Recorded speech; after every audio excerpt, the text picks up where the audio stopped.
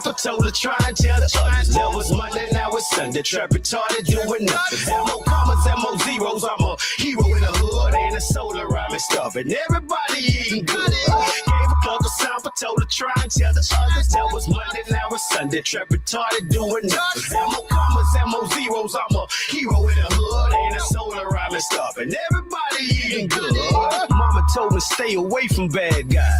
I know mama stressing, she got sad eyes. Youngest on the Ave with a pocket full of slabs, stopping cars, but I ain't slanging no bean pies. Dropping every pocket of my Levi's. Jet fuel, smoking, jamming T.I. Hoping at it early like I'm headed to school, but I'm not patiently waiting till the cheese dries. I done walked the block and told my feline. Compliments from Gator, what up, P.I.? Go and go, little homie, on my DJ do shit. Money seen, money gone, what you got is what you get, bitch. Try to turn my po to being mad rich. Roaches on the cabinet to lavish. We're from holy clothes to Louboutin on my toes, them boppers shocking now. What happened to your laugh, bitch? Belt buckle matching watching glasses. Yeah, gotta burn the silly cause I packed it. Bag it full of boulders, what you talking, I don't know you, but regular's what you need, I bet I have it. Gave a plug a sample, told her try and tell the others. That was Monday, now it's Sunday. Trap retarded doing nothing. Mo commas, mo zeros. I'm a hero in the hood, ain't a solar rhyming stuff. And everybody eating good. Gave a plug a sample, told her try and tell the others. That was Monday, now it's Sunday. Trap retarded doing nothing. Mo commas, mo zeros. I'm a hero in the hood, ain't a solar rhyming stuff. And everybody eating good. Car so fishy, clip hold 20 missiles. Point the finger, blow the whistle. Send my goons to come and get your light bark up. But don't get it twisted, the bites on. Snow up in the water, I'll get a bitch hard. Ice drop hole, better lock her. You stand in the pot till my wrist give out. Switch to the left if the left give in. And I'm pulling out the blend and put the small whiskey. Jump too low, I'll put the blow back in. Little more water, little more spin. Take it out the pot, weigh it one more again. If it still don't win, I'll put the bitch back in. True, roof on fire, the trap out. 24-8 till the pack's out. Half of a chick bust down, all nicks. Only been a couple hours and the sex out. Heard from a little bird, check out. Try it if you wanna blow your back out. I got bail money for all of you dummies that want it. Book in, I'm right back out. Bald head, no screws, dodo. Stole the low car from the popo. That's real. On the highway, heading straight to the square with a trunk full of cocoa solo. Gave a plug a sample, told her try and tell the others. That was Monday, now it's Sunday. Trap retarded doing nothing. Mo commas, mo zeros. I'm a hero in the hood, ain't a solar rhyming stuff. And everybody eating good. Gave a plug a sample, told her try and tell the others. That was Monday, now it's Sunday. Trap retarded doing nothing. Mo commas, mo zeros. I'm a hero in the hood, ain't a solar rhyming stuff. And everybody eating good. Tired of doing numbers. Tired of doing numbers. Tired of doing numbers. Tired of doing numbers. Tired of doing numbers.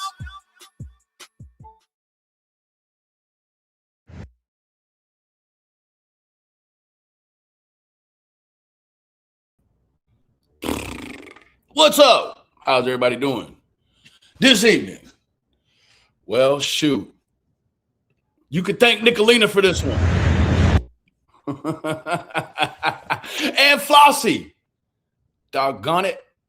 So I can't lie. Probably about 4, 5, 6 days ago, I was just kind of randomly going through YouTube and I saw this thumbnail for $200,000 worth of Legos lost. And I'm thinking, this is like one of those silly, this has got to be like one of those, hey, Pendar, how you doing, baby? Deborah, good to see you, Miss Ferris. Dukes, Flossie, baby. Cher, what's up, baby? Mr. Nobody, what's up, gang? So I saw this random thumbnail and I'm like, it's got to be one of those things where, you know, it's like a family channel trying to catch views, you know, teenager burns down the house, or, you know, hey, BGE, what's up, baby? One of those kind of things, right? And so I just went right on past it. And Nicolina had posted on her community tab about this Legos Ben Reckless thing. And, you know, and I was like, oh man, it's, you know, it's not going to be, you know, I didn't ever even looked into it. So I had a short call with Nicolina today, and she was like, man, have you heard about this Lego thing? And I was like, no, I can't say that I have. So she starts sending me stuff. Flossie starts sending me stuff. And this is the real breaking news, not that other breaking news. This the real breaking news. You hear me? So I started to dig in, and I was like, whoa. And you know how we do over here. You know, I like the Tarantino, right? I don't like to just, a lot of times, especially if it doesn't fracture or just break apart the whole context of the story, I like to start where I like to start, right? And so this is this young man's journey through really taking up for arms for a family who had essentially the world's Guinness Book of World Records largest Lego collection and largest sort of throwback Star Wars collection taken, right? It's worth $200,000. There's a ton of moving pieces in this thing, right? But the thing that's standing out to me is the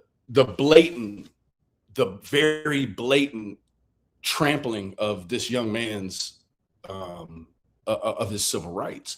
It's gone way past just thinking that you've got a rogue cop, or maybe you have a couple of rogue cops, right? Yeah, and there's a lot of fur flying, Pendar. Hey, Miss Lila, what's up, babe?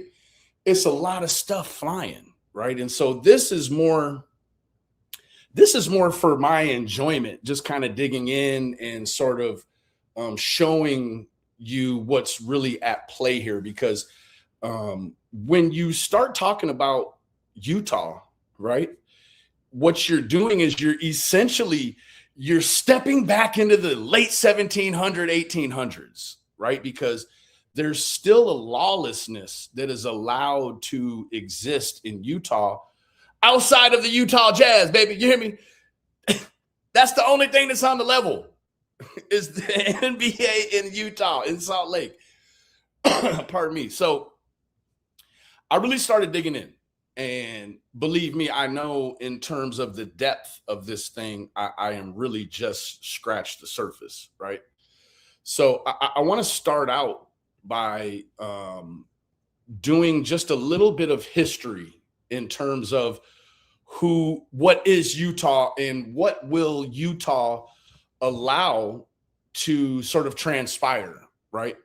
If anyone isn't aware of who Warren Jeffs is, okay, or they're calling him a cult leader, right? Now, if you really know who Warren Jeffs is like second in line to be the prophet behind, I don't know, David Koresh, right? So Warren Jeffs, he was born on December 3rd, 1955. He's an American cult leader. And now you have to remember that he was appointed a high position in the church by his father, right? Now, a lot of people may not know or do know, right? Later to have really, I mean, when you think in terms of religion being cult, what you have here in Wikipedia's opinion, right? The fundamentalist church of the Jesus Christ of Latter-day Saints is a cult, right? That's sort of your not King James version, right?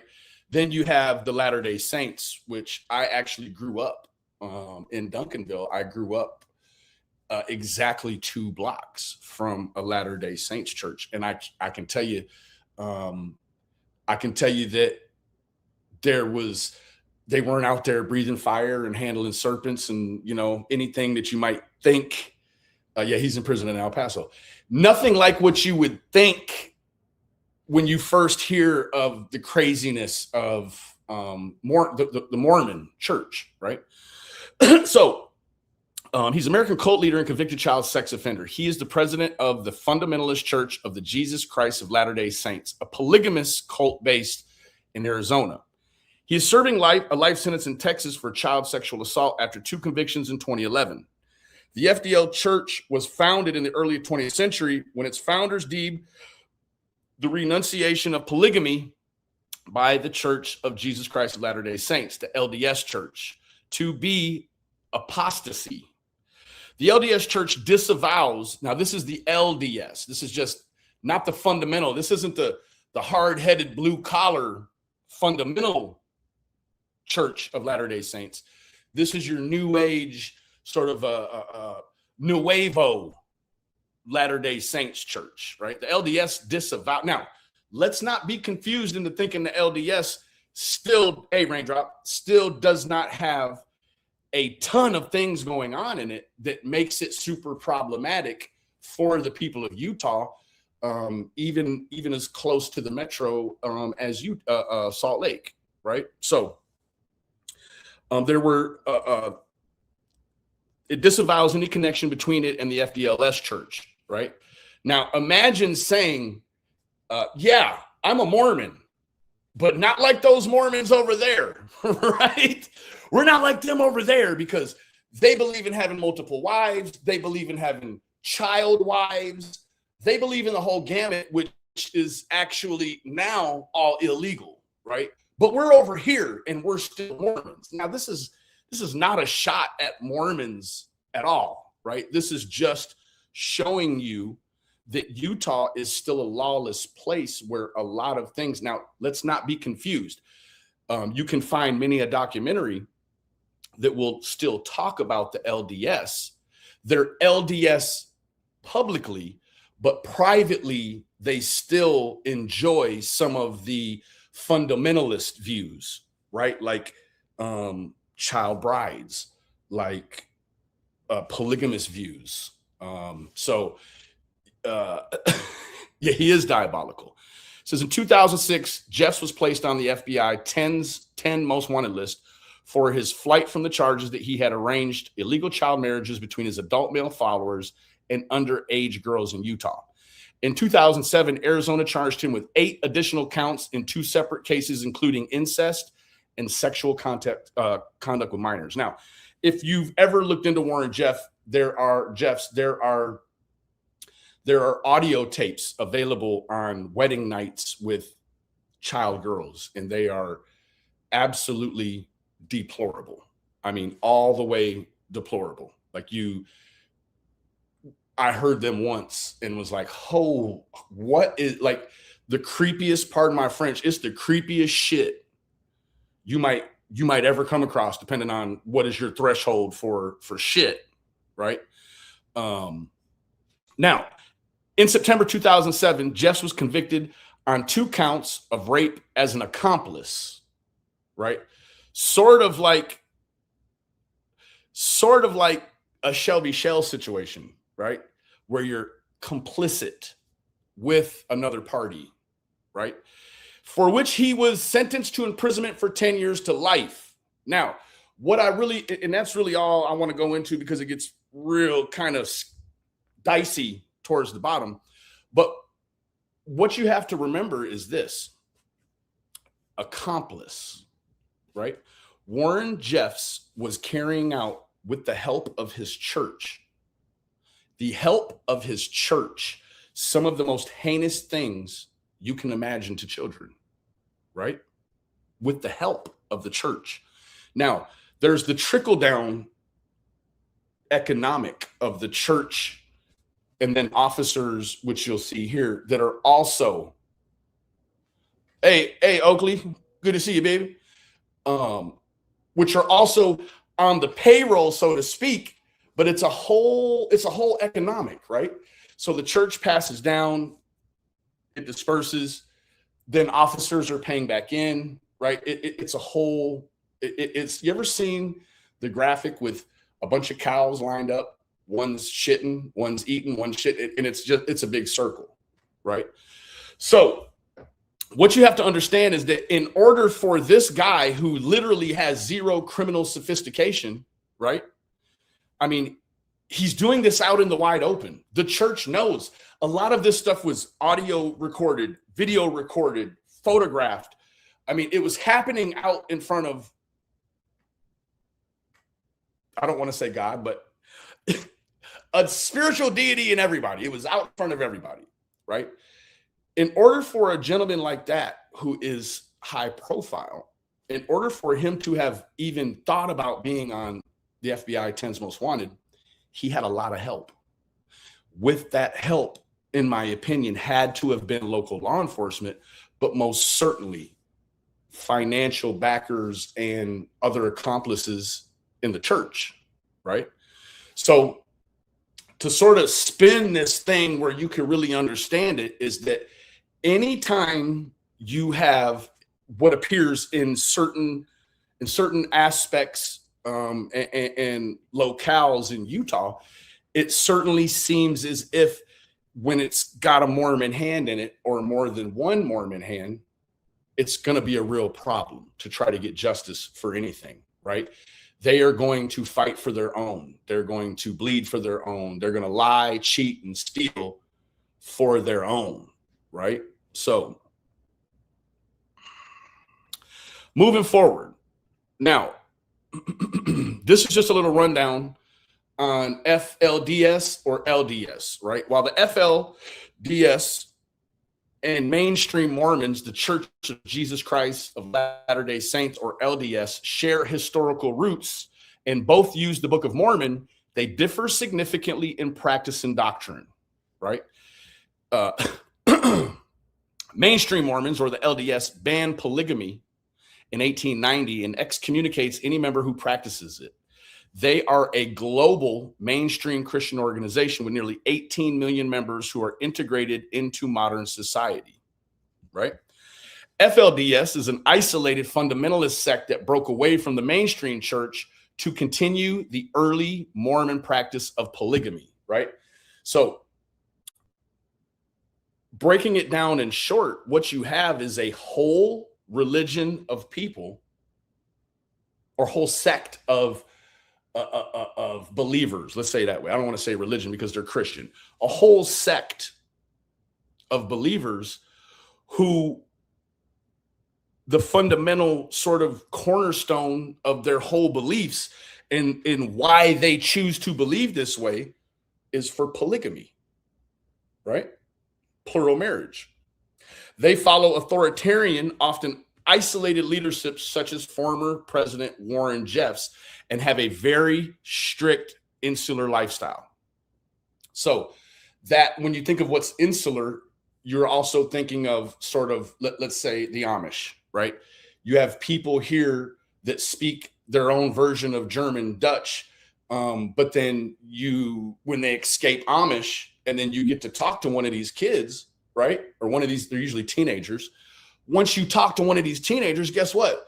They don't know who the president is. They don't know what a Ford Mustang is. They don't know what YouTube is, iPad, none of that, right? So that's insular, is insulated, right? So we're going to go ahead, and I've got one more thing that I found was very interesting in doing a little research is I'm sure a lot of people are familiar with the Ruby Frank case, right? That was a YouTuber who went on to be convicted in child abuse. And a lot of these things happened.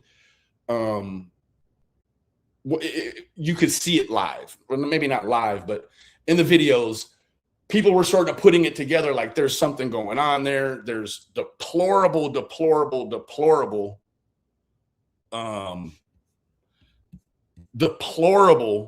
body cam, right? Now, what's interesting about this is Jody Hildebrandt was a business partner to Ruby Frank and also lived in the place after her husband sort of vacated, right? Now, all of this stuff is what it is. But then you sort of get on down to right here. Now, in 2023, American Fork Police Chief Cameron Paul spoke to KSL after reviewing department records, noting he didn't find any documentation that a previous report was sent to DCFS as planned. He says, I'm going to own it. If we didn't send it, we didn't send it. Well, I guess I sort of wish it was that easy, right? Because you didn't send it, gave birth to a legacy that went on and on and on and on and on, right? So, we didn't send it, right? He told the outlet. And so there's a small possibility we did. But again, I have no record of it. And we've looked at some other lists that should have something, and I don't see it. So I'm thinking that it never got disseminated to DCFS. Cameron went on to note that the officers involved are no longer with the department. Right? No longer with the department. I think we could have dug a little bit more into what's going on, and perhaps the officer did, and it's just not documented well in the report, and that detail is not there. He said at the time. But whether it's through the report or the actions of the officer, yes, I do wish we would have taken the time to dive in a little bit further into this case. Big problem, right? This American Fork is the same town or little city where the Lego scandal is popping off right now, right? I mean, it is, it's popping off. So let's go ahead and dive in. Now, this is Reckless Ben. What I want to do here is I'm going to go ahead and put his link right there in the chat. That's for this video. You can certainly go just hop on. I don't want to lose what I got going on here. Go ahead and subscribe, because there's many interesting dynamics happening throughout the course of this thing. And I think that a lot of people are just going to take it for face value, and they're just going to watch it and just say, oh yeah, that sucks for them, right? Or wow, that's unfortunate for them. But what I'm going to delve into a little bit deeper is about how this could affect you, right? This isn't just taking place on a screen in a place that is lawlessness, right? This is happening everywhere, but it's just now taking hold. And this thing is getting numbers that you can't even understand, right? This thing, and one of the things that I want to do while we're going through this is I want to show you the power of the internet, which I'm fairly certain American Fork Police, they know about the internet, but boy, they had no idea of what the internet could do, right? So right here, this is a GoFundMe made for the father and son, but more the father, right? The father and the son, they own this collection. They pass it down on consignment to Bricks and Minifigs to start liquidating said collection so that they can take the money and start paying for medical situation for dad, right? Corporate America comes in and they jam them up. They take the whole thing, right? Now, the collection was valued at $200,000, right? The lawsuit and a lot of the proceedings that you're going to see was all in the chase for $200,000 to get this family what they needed for dad to have his treatments, right? Now, Ben Snyder, who is Reckless Ben, this guy, he needs, I don't even know. He needs an award. He needs angel wings.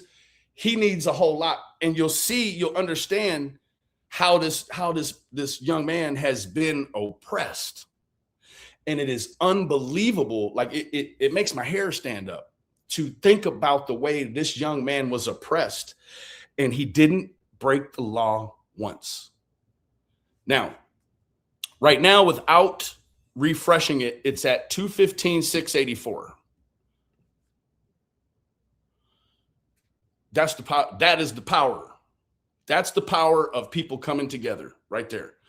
And throughout the course of this thing, I'm going to jump back and forth, and we'll just continue to check on the total, right? This is going to be a beautiful thing. This is going to be a beautiful thing because they've already raised more than what the Legos were worth, right? Here we go.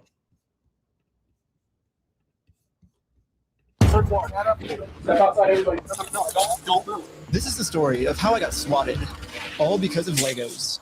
The whole thing started with me investigating a Lego company called Bricks and Minifigs. The company sent two guys to steal the world's largest Star Wars Lego collection worth around $200,000. And for some reason, the police are helping them get away with it. The family reached out to me saying that I'm their last. Now, I've given you a little sort of a window pane in to see the way the municipality is there. Now, it goes to such a level. And one thing that I noticed in this segment of the documentary, the one thing I noticed was that the issue, in my opinion, and you may see it differently, in my opinion, when you think of the rotation of police officers, it really seemed to me at portions, it's the day shift has there's some corruption going on in the day shift. And then some things happen and you'll say, well, no, there's a little bit of night shift corruption. So they kind of weave in and out of each other. But to me, there definitely is an issue with the American Fork day guys, right? They work 12-hour shifts. So, most municipalities do. You have a clear-cut problem with the day shift guys. Moving forward. Last hope.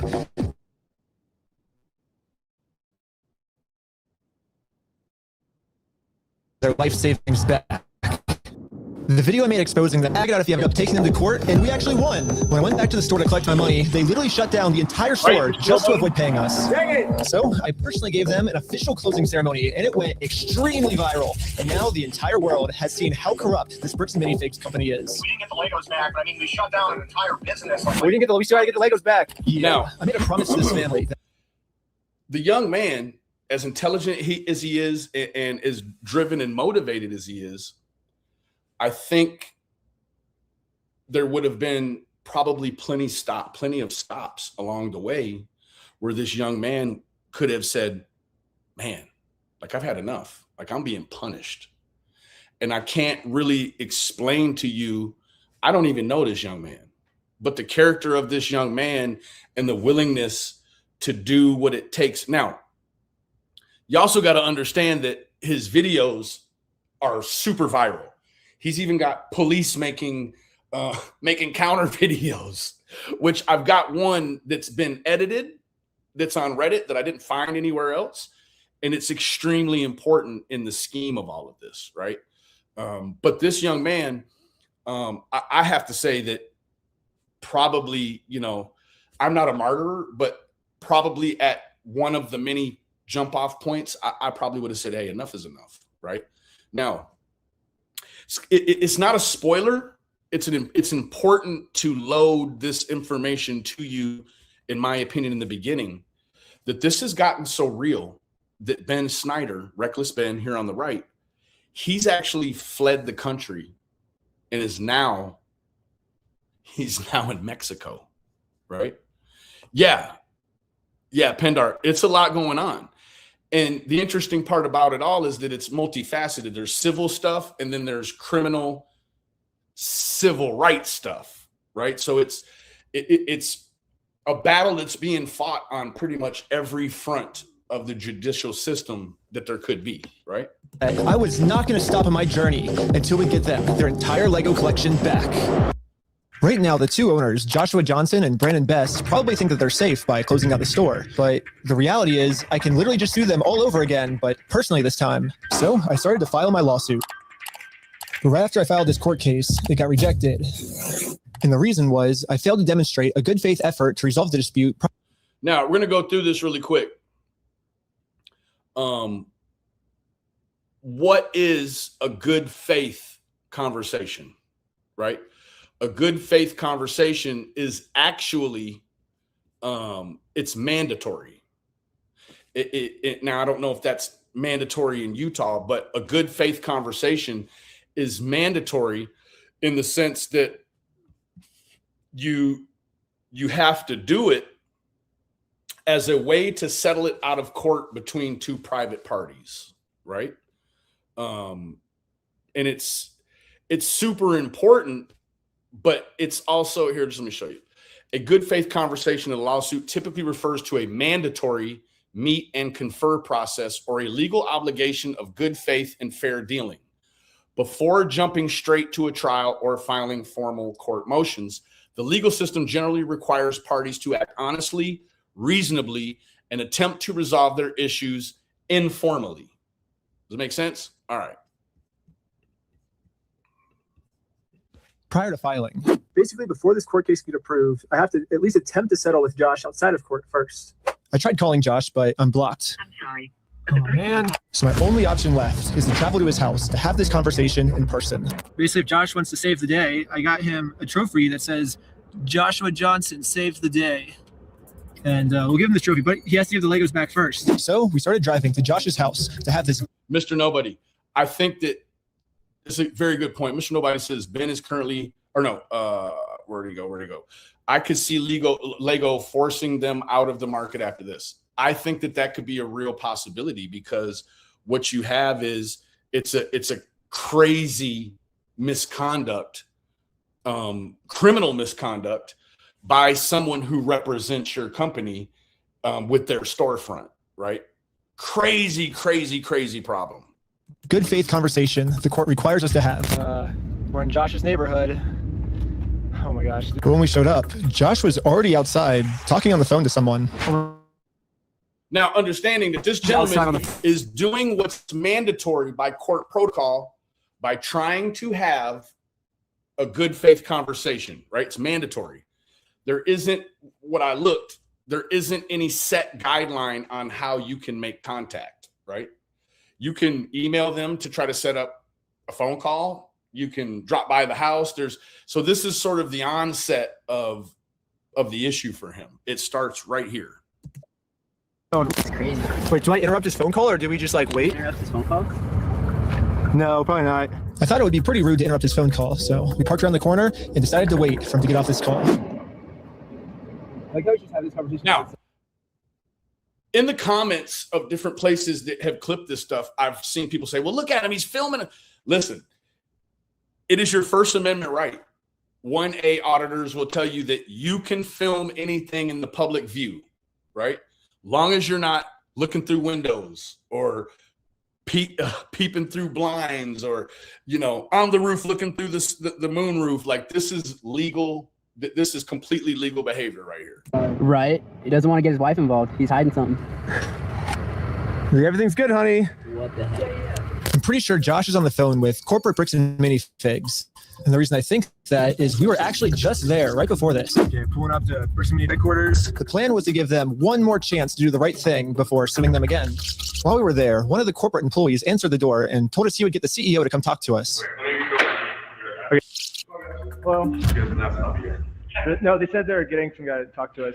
Now, understanding that Ben Reckless is exercising the court process by trying to make contact to hold a mandatory conversation with them to try to settle out of court. That's it. You have no expectations of privacy outside your home. We're just waiting. I gotta tell you right now, no one's about talking to you guys. Now, that right there to me was a problem, right? It's like he's there to handle business. This guy is the long arm of the law, right? Now, there are distinct separations between the civil world and the criminal world, right? But this guy is an agent. He's an agent of the county or the city, right? His best interest is for a fair resolution to the call, right? You already know that it starts out like this would let Ben Reckless know right off the jump that they're dug in with each other, right? Now I need, hold on, let me see really quick. What is the Cover your ears. Population of American Fork.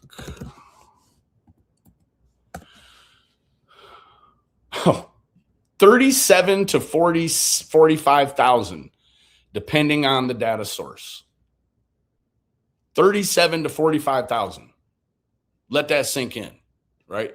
This isn't Dallas County that's got 2.9 million or the Dallas Metro's 2.9 million, right? This is 37 to 45,000 people. Where I live now legitimately has more people, right? This is problematic. But they told us that they were. Since Josh only lives like 15 minutes away, they must have informed him that we're in the area, because a few minutes later, this happened. The police just showed up. What the heck? Why are the police at his house? Oh, there's another one, dude. 2 cop cars. 3 cop cars? Oh my god. Cop cars. Why is there 3 cop cars at his house? Now, if you see right here, this officer just whipped in. Just whipped in. Not good.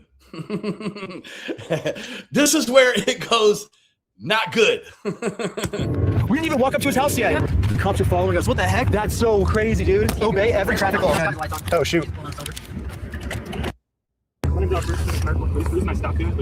Now, it seems all right. It seems pretty standard operating procedure, right? It all seems like it's going the way it's supposed to go, right? I didn't. I thought I stopped. Yeah, he definitely stopped. Did you say he ran a stop sign? Huh? You said he ran a stop sign? He didn't see what Yeah, I happened. was like, This is going to be the other patrol officer's partner. He's playing the I didn't see nothing. I don't know. Right? Get in the car with him. But wait. We definitely stopped at the stop sign. Yeah. I was so sure that we stopped at the stop sign that I actually requested all the police footage Now, this is the start. of this. And as What you a lot of people on the YouTube, you always hear, I'm going to FOIA this, I'm going to FOIA that. Right? And because everybody's so busy or everybody's so lazy, no one ever FOIAs anything. This is the start of a laundry list, rather, of FOIA requests, right? Now, you're even going to start to see some issues within the FOIA requests themselves, right? But check this out. see, we didn't even do a rolling stop. We fully stopped at the stop sign. Now, So I have it on this is- 1.5. He stopped, right? Now, what's problematic with this situation, right, is this. What legal options do you have in Utah if, oh, wait, that's the wrong one.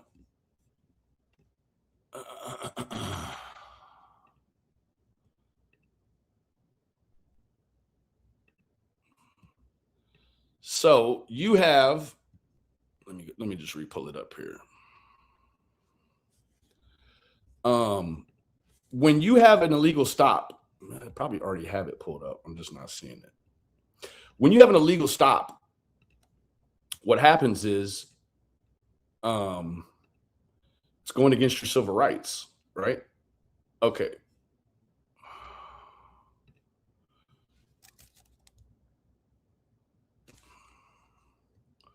Give me 1 second. I did have it pulled up, but I think I exited it out. So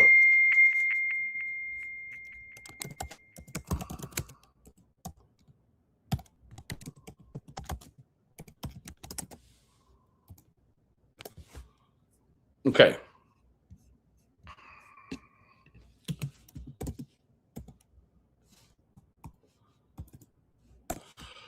What you have is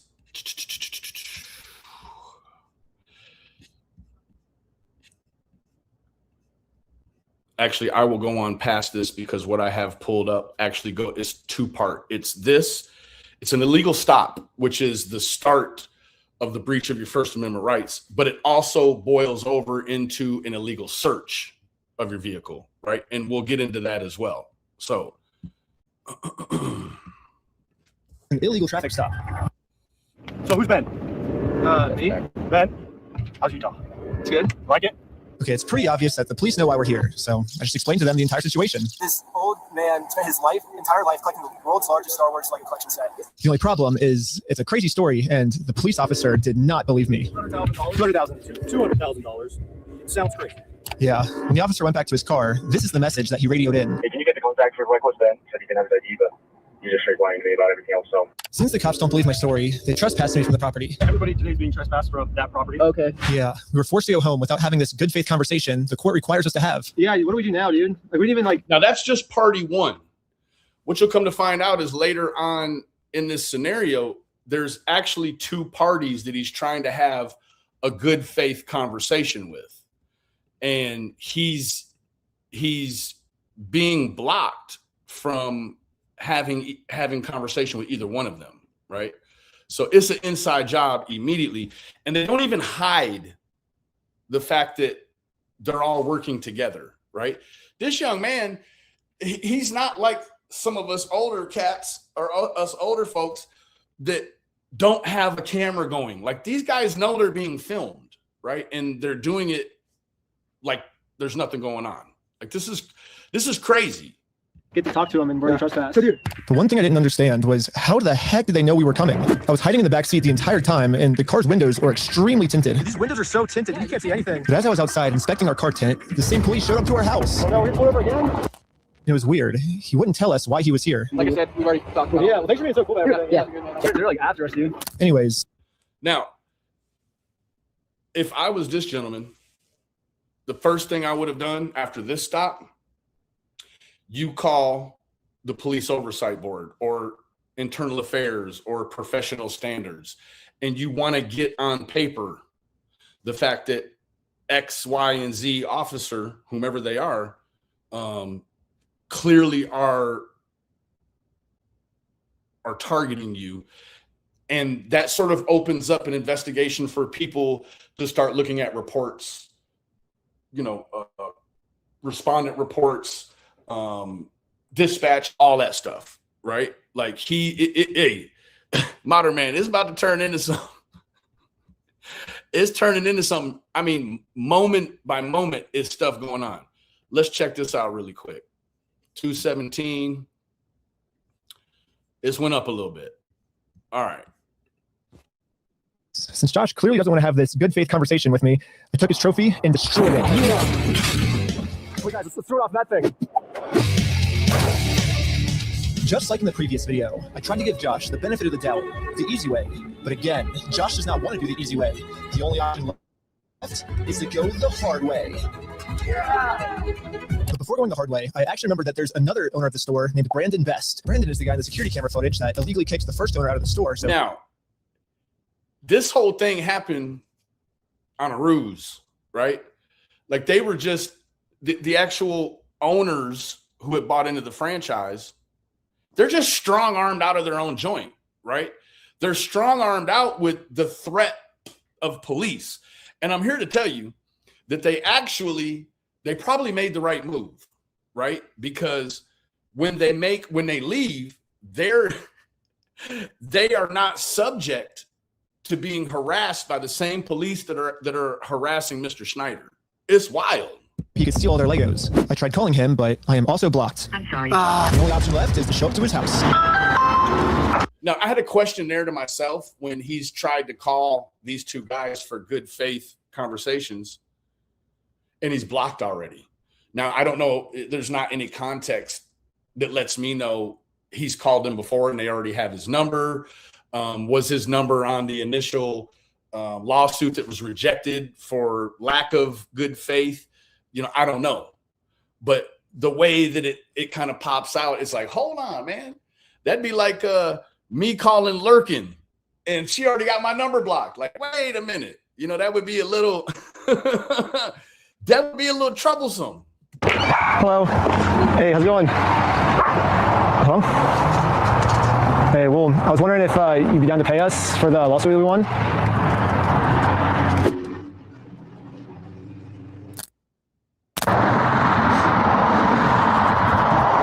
I love the way he was like, I just wondering if you want to pay us for the lawsuit we won. You can just put the money in the Easter basket. No problem. I'll take $1 million in quarters. It's all gonna spin. It kind of seems like Brandon doesn't want to have this good faith conversation to resolve this problem outside of court. And I gave him plenty of time to speak. I guess if you don't want to talk, I'll just talk. So you guys told us to take you to court. We went to court and we won. We know you closed down the store to avoid paying us. So we could just sue you guys personally and do the whole thing again. We would obviously win again. But Modern Man. Yeah, correct. Easy with the spoilers though. Yeah, it's some stuff going on. It's some stuff going on here. But then the police showed up, and again, for some reason, they are really trying to protect these criminals. He didn't steal anything. He inherited the store from somebody. no, he stole $200,000 How worth do of you know because I've been spending the last 3 months in the case and I won in court. that? He inherited. This poor lady right here, man, say. I hope she has a nice derriere because it's getting handed to her right about now, right? She getting her ass handed to her. Well, because we already won in court. Now this is where you understand that this level, at least this officer here, right? This officer here, she got a key in her back. She has a key in her back. They've just told her, hey, anything to do with this Lego stuff, just go against the boy, right? We're the tyranny. We're the tyranny. No, it's okay, Modern. We're the tyranny, right? And we're going to oppress them until they break, right? We're going to oppress them. That's it, Pendar. She done drank the Kool-Aid. Store. He's being blamed for everything that the previous owner did, and he's trying. Well, that's a lie. So This lady is just spouting stuff off like she knows, right? She doesn't know anything. She knows nothing.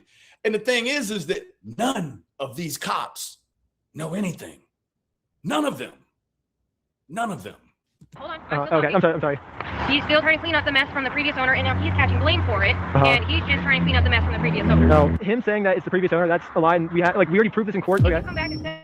Now, the previous owner and his wife actually had the franchise on the market in, probably some white collar place where they sip cognac and pass cigars. And they're like, hey man, like we got this thing, it's up for sale, right? Like if anybody wants to buy into a franchise, like hit us up kind of thing, right?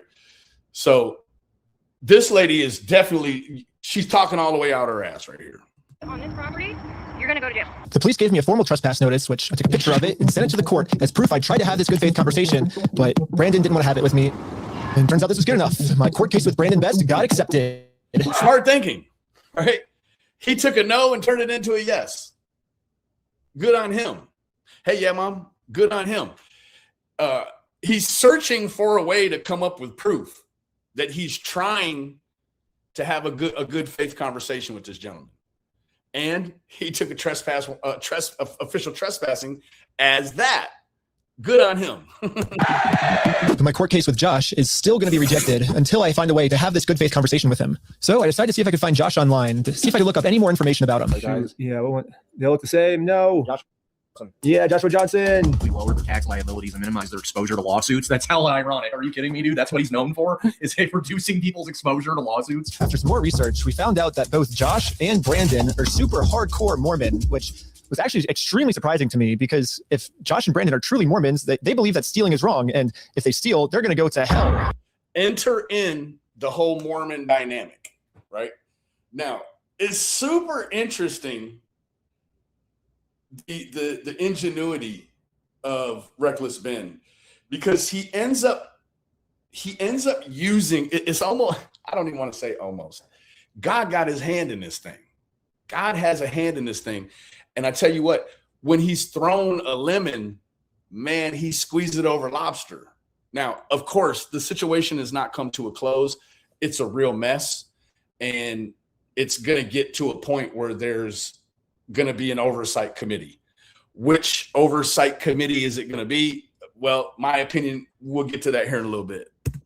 Or I guess in Mormonism they call it the outer darkness. But still, Brandon and Josh probably actually believe that this is going to be eternity for them. I mean, Josh even swore to me on his Mormon God in the last video that he would give us the Legos back. He swore on his Mormon God in the last video that he would give us the Legos back. Listen, that's what they're after. It would be he would love to have the Legos back so that the son and the father who is ailing could just kind of reset and start from zero. Hey, what's up, Wings? Yeah. Right. It just want to reset, man. They just want the Legos back, man. They don't want to be coming by the house. They don't want to be looking you up online like weirdos in the true crime community. They don't want to be doing none of that, right? They just want the Legos back. Okay. While I say that, let's come over here and check this. 217, 426. It hasn't moved. It hasn't moved. All right. I promise you. I swear to God. I promise you on everything. But maybe I can use this. Promise. Hey, he goes on past God and he promises on everything. Everything would be kids, wife, car, job, dog. You hear me? I mean, anything that he holds of value, he swears on that he's going to give the Legos back, right? Now, this is where Ben Reckless turns into Ben Gangster. This dude right here, he's a gangster. Let me tell you what. My advantage. My problem right now seems to be that Josh is never going to listen to anything I ever tell him. But if someone from his church heard this audio, maybe he would listen to them. So after finding exactly what church these guys go to, he went to it and showed one of the Mormons there this audio clip. And the Mormon thought that the best thing to do was to have a talk with Josh to save him from going to this outer darkness. Okay, good luck. Now enter in religious manipulation. Man, look, I can't remember seeing nowhere in no Bible where it says you can't send an apostle into the church to try to reckon with the reverend that's on the take. You're not going to find this is not against the law or against any kind of religion. Mormons shouldn't steal. They shouldn't have sex out of wedlock, but they are unmarried. Yes.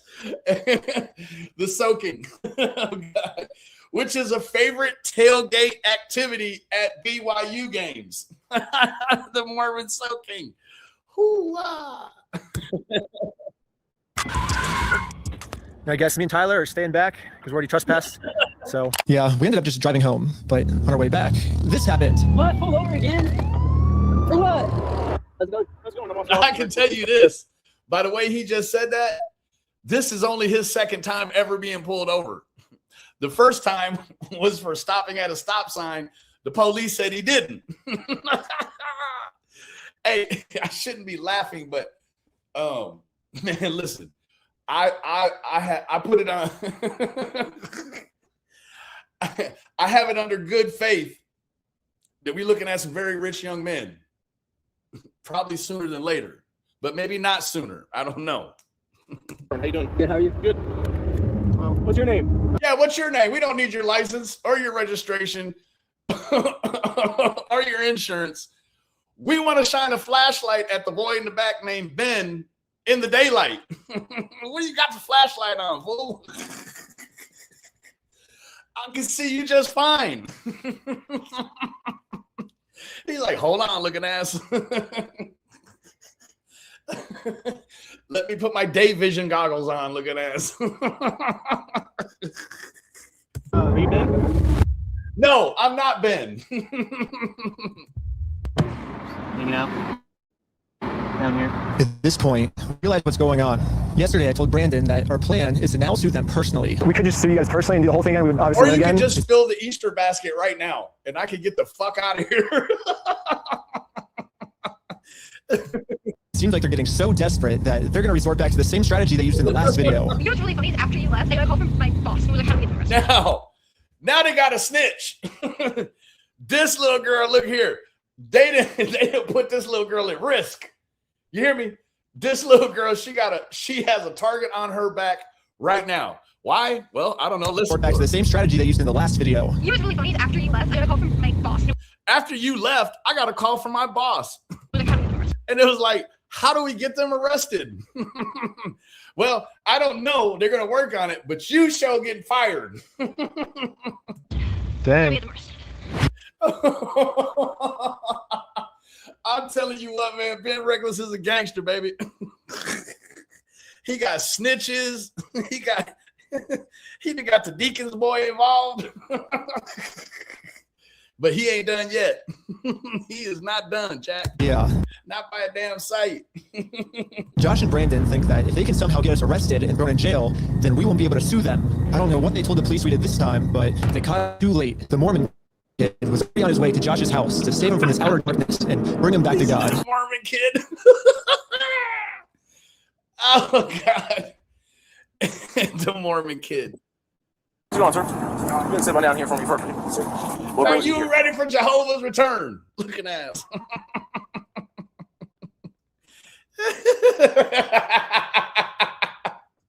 Like, come on down here, boy. Bring your pocket protector with you. I'm just here trying to talk to Brother Johnson. Okay. I'm in the Army Second Ward. There's been an audio. Brother Youngster. I'm just here trying to talk to Brother Johnson. Okay. They brothers in Mormonism. Holy shit. This boy needs a raise. There's been an audio going around with the young group. He said there's been an audio going around with the young group. No, there has not. He's lying. He just got the audio in the parking lot. Unless he put it into a Mormon young boy group on the way over to Josh's house. Holy shit. He's lying. Oh. This young man ties a mean tie, but he's lying. He just got to, he even had this audio for, I don't know, 8 minutes. Holy shit. You're trying to talk to Brother Johnson. Okay. I'm in the Army Second Ward. This boy doing official Mormon business. Under the veil and guise of deceit. This boy got his mind made up already. He knows Josh is a fucking dirty crook.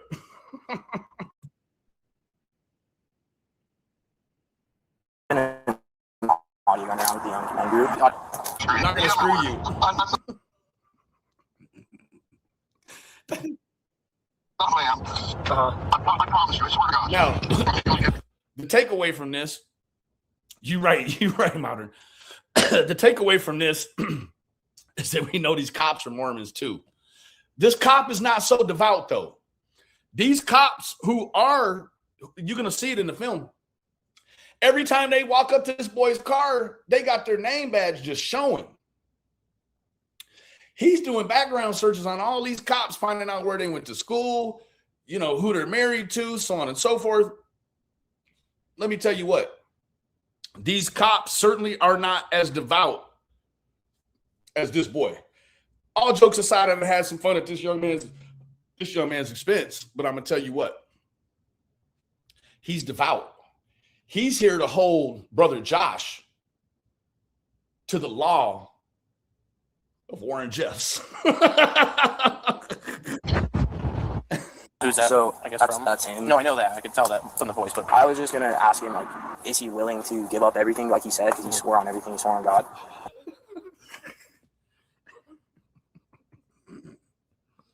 It's the pink highlighter for me. This might be a crazy ask, but can you take a selfie with me? But anyways, back to us. The police apparently got a call that we had heroin on us. Okay, enter in a big fucking problem right now. This is part 2 of civil rights violation, right? Now, in a lot of situations, somebody that maybe is kind of tiptoeing on the line of legality, they just want to get out of this situation. Once they get out of this situation, man, they don't want to see no police no more. They don't want no problems with the police moving forward, right? So what it'll tell you,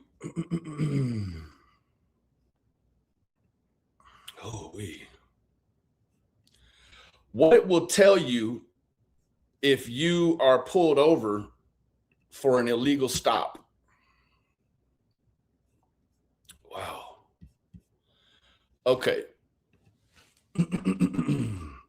If your car was illegally searched in Utah based on a false report, your primary defense is filing a motion to suppress.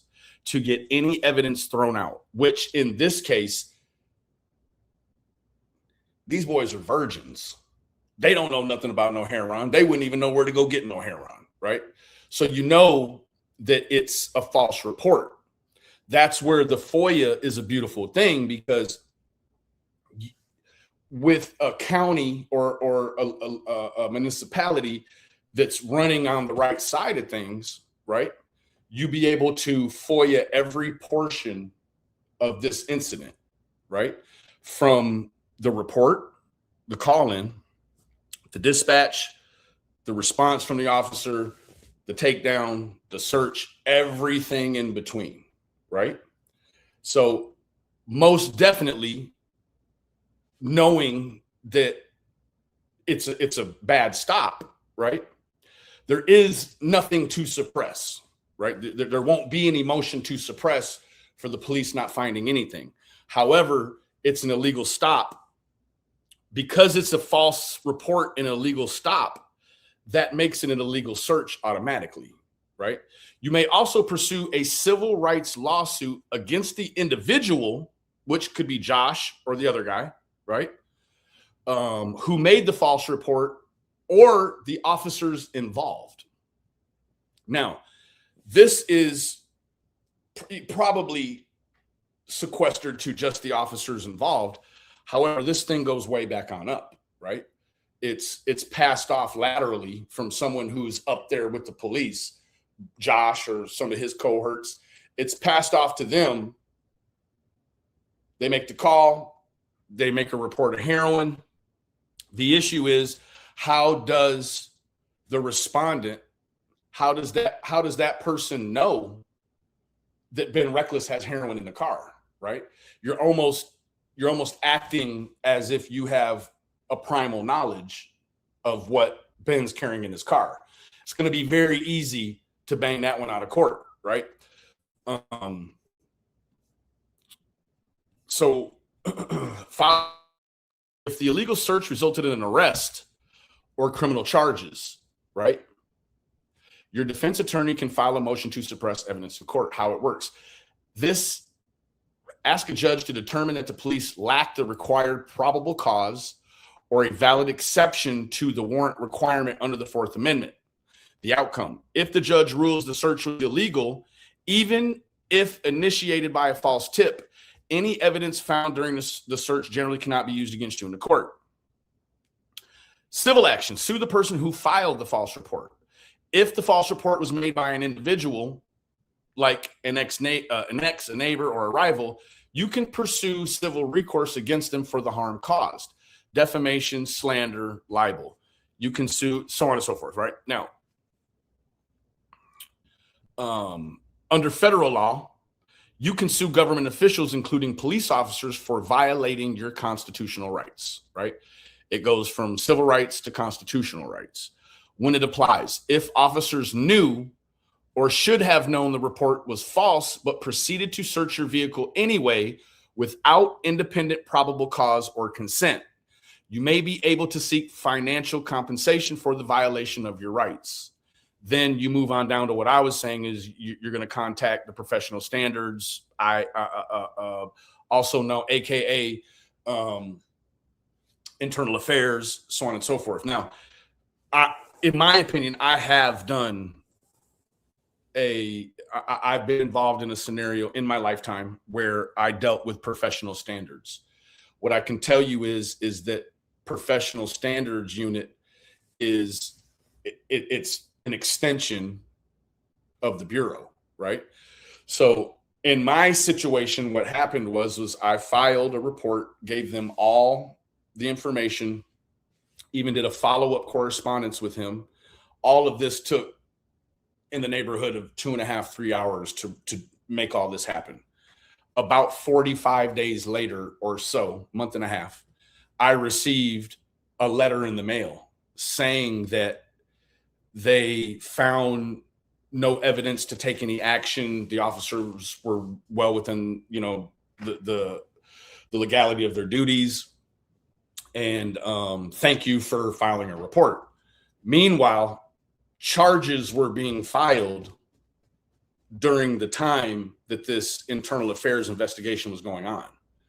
You could see from the letter that I received that the time lapse was from D-Day to end date, and then charges. So in my opinion, what I believe happened was that there was something that could have possibly been found in that investigation, and that there was an action internally taken, and that the output of this internal action ended up being charges on my, charges against me that were later dismissed or dropped. Right. So, how it works: contact specific law enforcement agency, the local police department, or the Utah Highway Patrol and request to file an internal affairs complaint. Be sure to request copies of the police report, dash cam footage, and body-worn camera footage to support your claim, which he has. Right? Moving forward. Search it in person because so he's gonna do that. I'm gonna put this way, and then we'll be ready to go. Okay. Don't reach in your pocket. Okay. The vehicle will be searched. Yeah. I'm gonna have you stick by my sergeant. Now, he just sort of laid it out, right? I don't know what exact number, but you can see 3, right? You can see a cop putting gloves on, and then you can see 2 standing there. So there's at least 3 officers, right? The search is going to be undertaken by the sergeant. The sergeant is the road supervisor most times. When someone who's, let's say, some sovereign asshole, thinks that they're operating a vehicle and it's not a private carriage and it's for all that crap, right? And they say, I want to talk to a supervisor. They're going to send a sergeant out. So sergeant is on duty. What's interesting about that is that generic patrol officers, right? Generic patrol officers, they're automatically looking to the sergeant on how to behave, how to move forward through the call, what to do. They're not on a regular call where you've just got patrol officers, right? They're kind of ungoverned, right? That's how you get involved with 1A situations, right? Because you have dumbass cops who slept through ethics or, don't know the codes, don't know the laws. And that's a lot of what you see in the misconduct in terms of on the street level, right? When you bring a sergeant in, everybody tightens up, right? The things that they would normally do when a sergeant isn't around, they're not doing, right? They're not doing the other stuff. Maybe they don't cuss like they usually do. Maybe they, whatever they do when the sergeant isn't there, they're doing it now or not doing it, depending on. After 2 hours of searching the car, obviously they found no drugs. Now, that goes without saying, right? What you never hear is any talk of a canine, which I found, I don't know if it's a big deal or not. I think that it plays into the hand of Ben Reckless when in terms of the breach of his constitutional rights, right? There's a sergeant there, but no dog. Now, in a municipality of 37 to 45,000, there's at least 1 dog. Could be half a dozen dogs. I don't know what number of dogs they have, but you don't have to search for 2 hours when you have a dog on scene.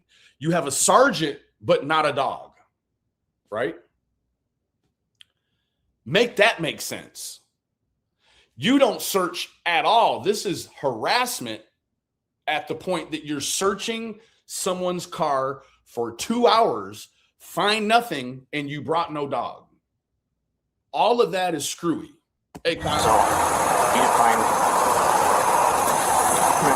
I explained to the police that we didn't have drugs, and the reality of the situation is that Brits and Minifigs is so desperate at this point that they're willing to do anything to get us arrested so they don't have to pay for the property they stole. And the police was arguing back with just some of the worst comebacks I've ever heard, which is why I think the police actually redacted this audio on this clip, because if they kept the audio in, then the world would get to see how stupid the American Fork Police Department is. But anyways, even though we were passing every single drug test. Now, playing devil's advocate, right? Understanding that there is a concise line between civil and between criminal. And what you have is right now you sort of have a gray area, right? You have a gray area where you have someone who is following all the mandated steps in order to proceed in a civil litigation, but the criminal system is being used against them, right? And so that's where, as devil's advocate, I think that even a sergeant, if everything's running above the board or on the board rather, then they're always going to err on the side of caution. This is not that. The fact that there is a concise line between legal and criminal, and you're not seeing any behavior, they're just pulling civil litigants over into the criminal world. And that's a huge problem. Well, yeah, and Lila, the car was searched without probable cause, right? The car was searched without probable cause. Now, what constitutes probable cause? Something that could be considered contraband in the officer's view, in their view. A lot of states in odor, but as I understand, I think Utah is a marijuana-friendly state. However, no state is friendly with there just being marijuana smoke rolling around in the car while you're driving, right? That's a DUI situation. Your behavior, your defiance against lawfully given orders. There's a lot of things that can constitute opening the door to probable cause, right? Now, I've been involved in probable cause hearings where a scenario happens. A good attorney, the first thing they're going to do is, if the case is a little bit on the slippery, they're going to go ahead and file what's called a probable cause hearing, where the official narrative with the defendant standing in front being represented by either a retained attorney or a public appointed attorney, the judge is going to go over the probable cause. What gave them the authority to make the stop, make the contact, so on and so forth, right?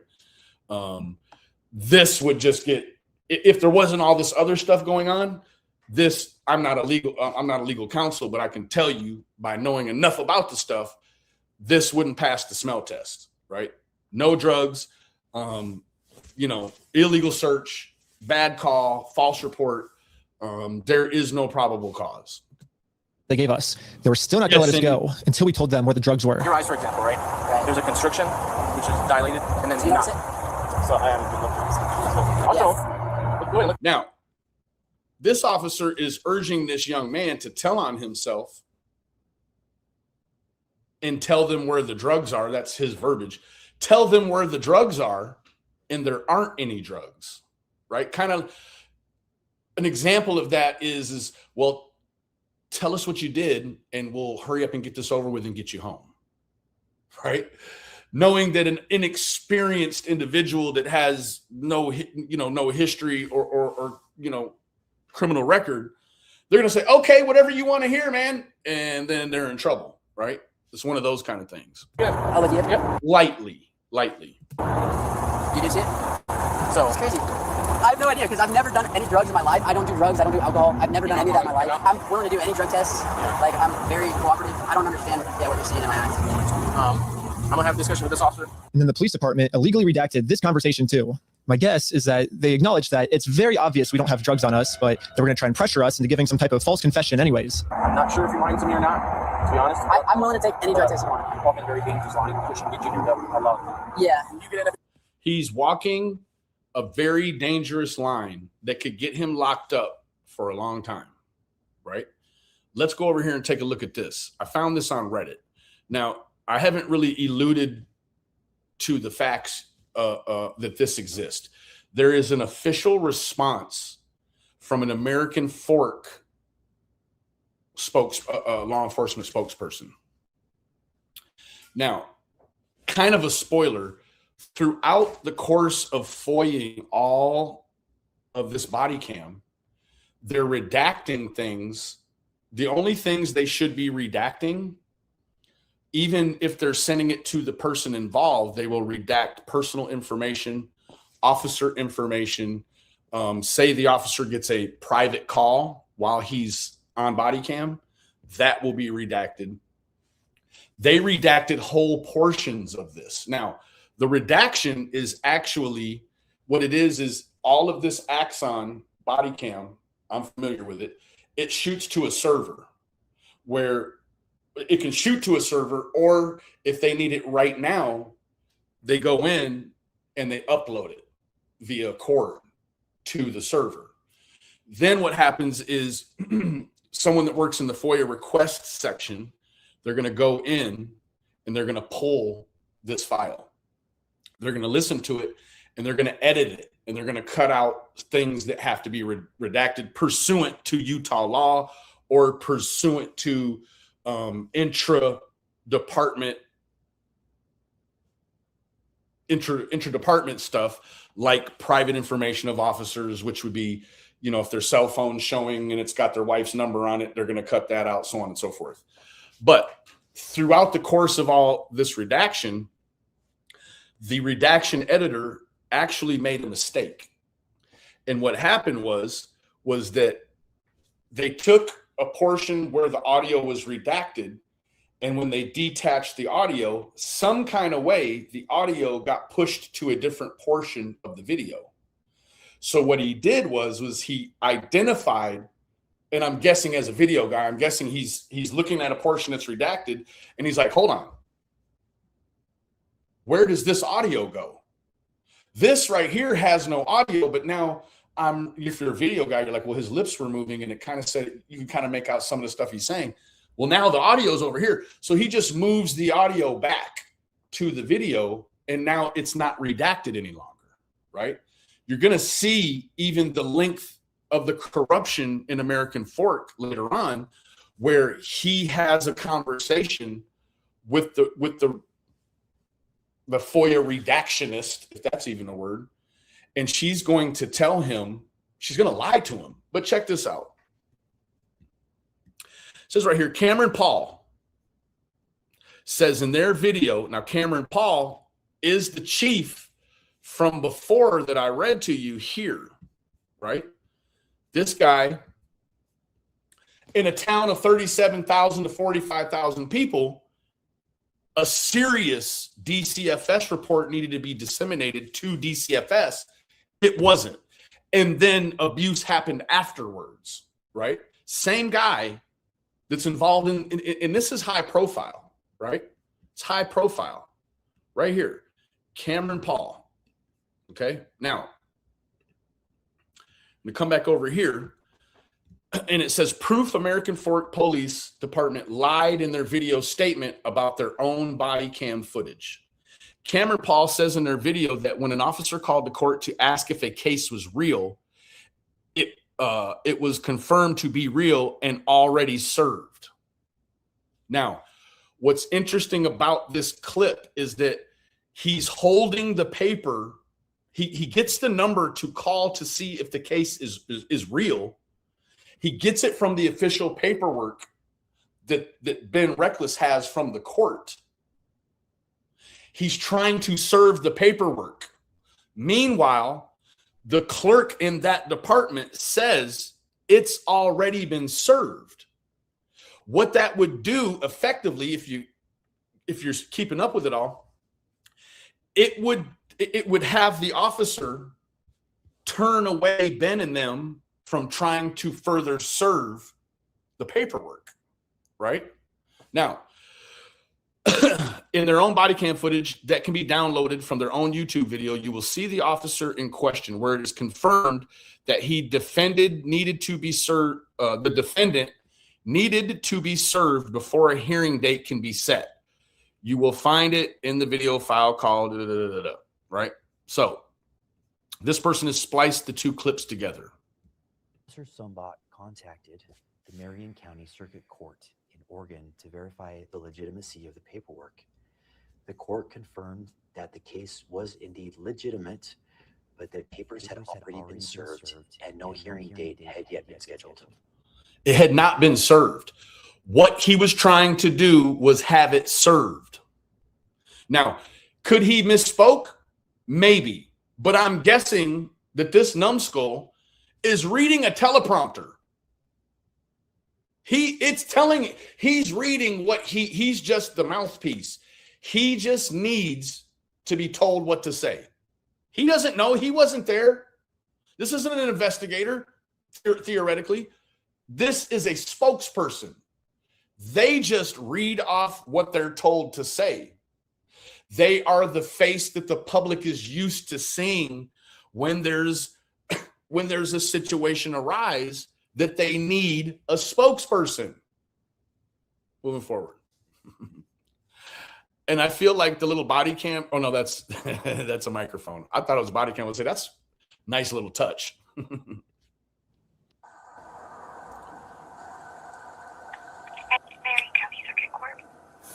Hi, I'm trying to speak with someone to verify if a case is, just verify if a case is real. Okay. Did you get a case number or I can look up a name? I do. When you're ready. I'm ready. That's 26. S is in Sierra. C is in Charlie. Now, 0. This is sort of proof of concept that they, for the most part, they've redacted the video portion of this because of the private paperwork, even though the paperwork is coming from the complainant, right? This has been reckless paperwork.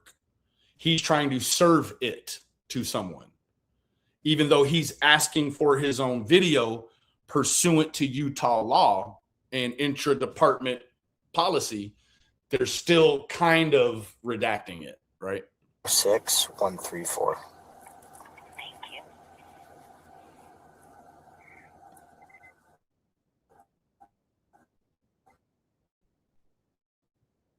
Could be.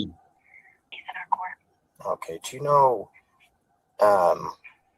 if it's already been to court or? Now, this is where you start to understand the illiteracy in the foot soldiers' headspace to understand the way that court proceedings work. Now, I'm not so naive to try to get you to believe that a cop that is, he's not a constable. He's not a justice of the peace. He doesn't work on the civil side of things as well. He's B cop, right?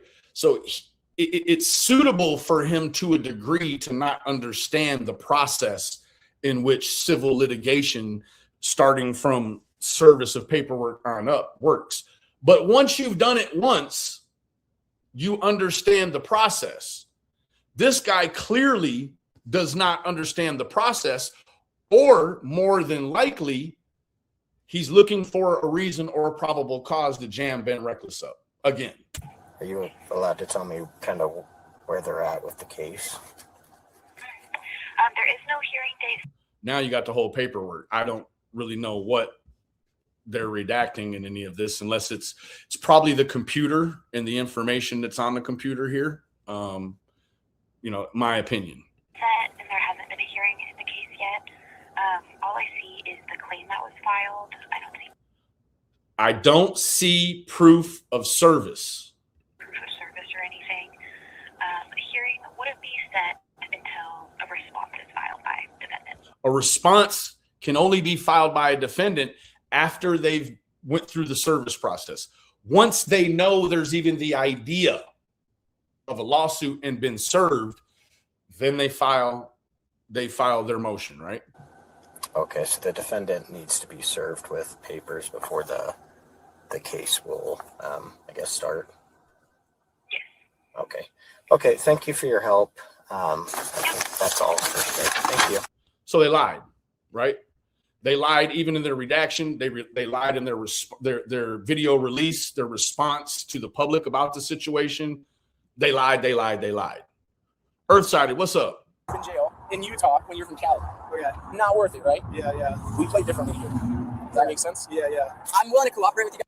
He's right. Amber alert. Yikes.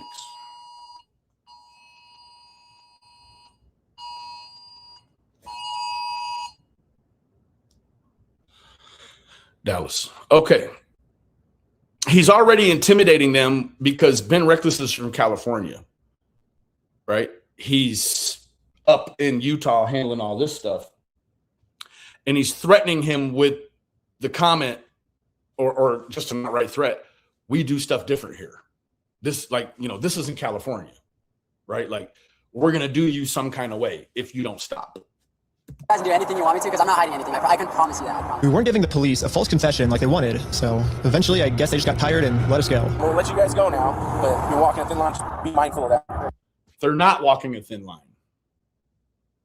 They were illegally stopped. They were illegally searched. They didn't even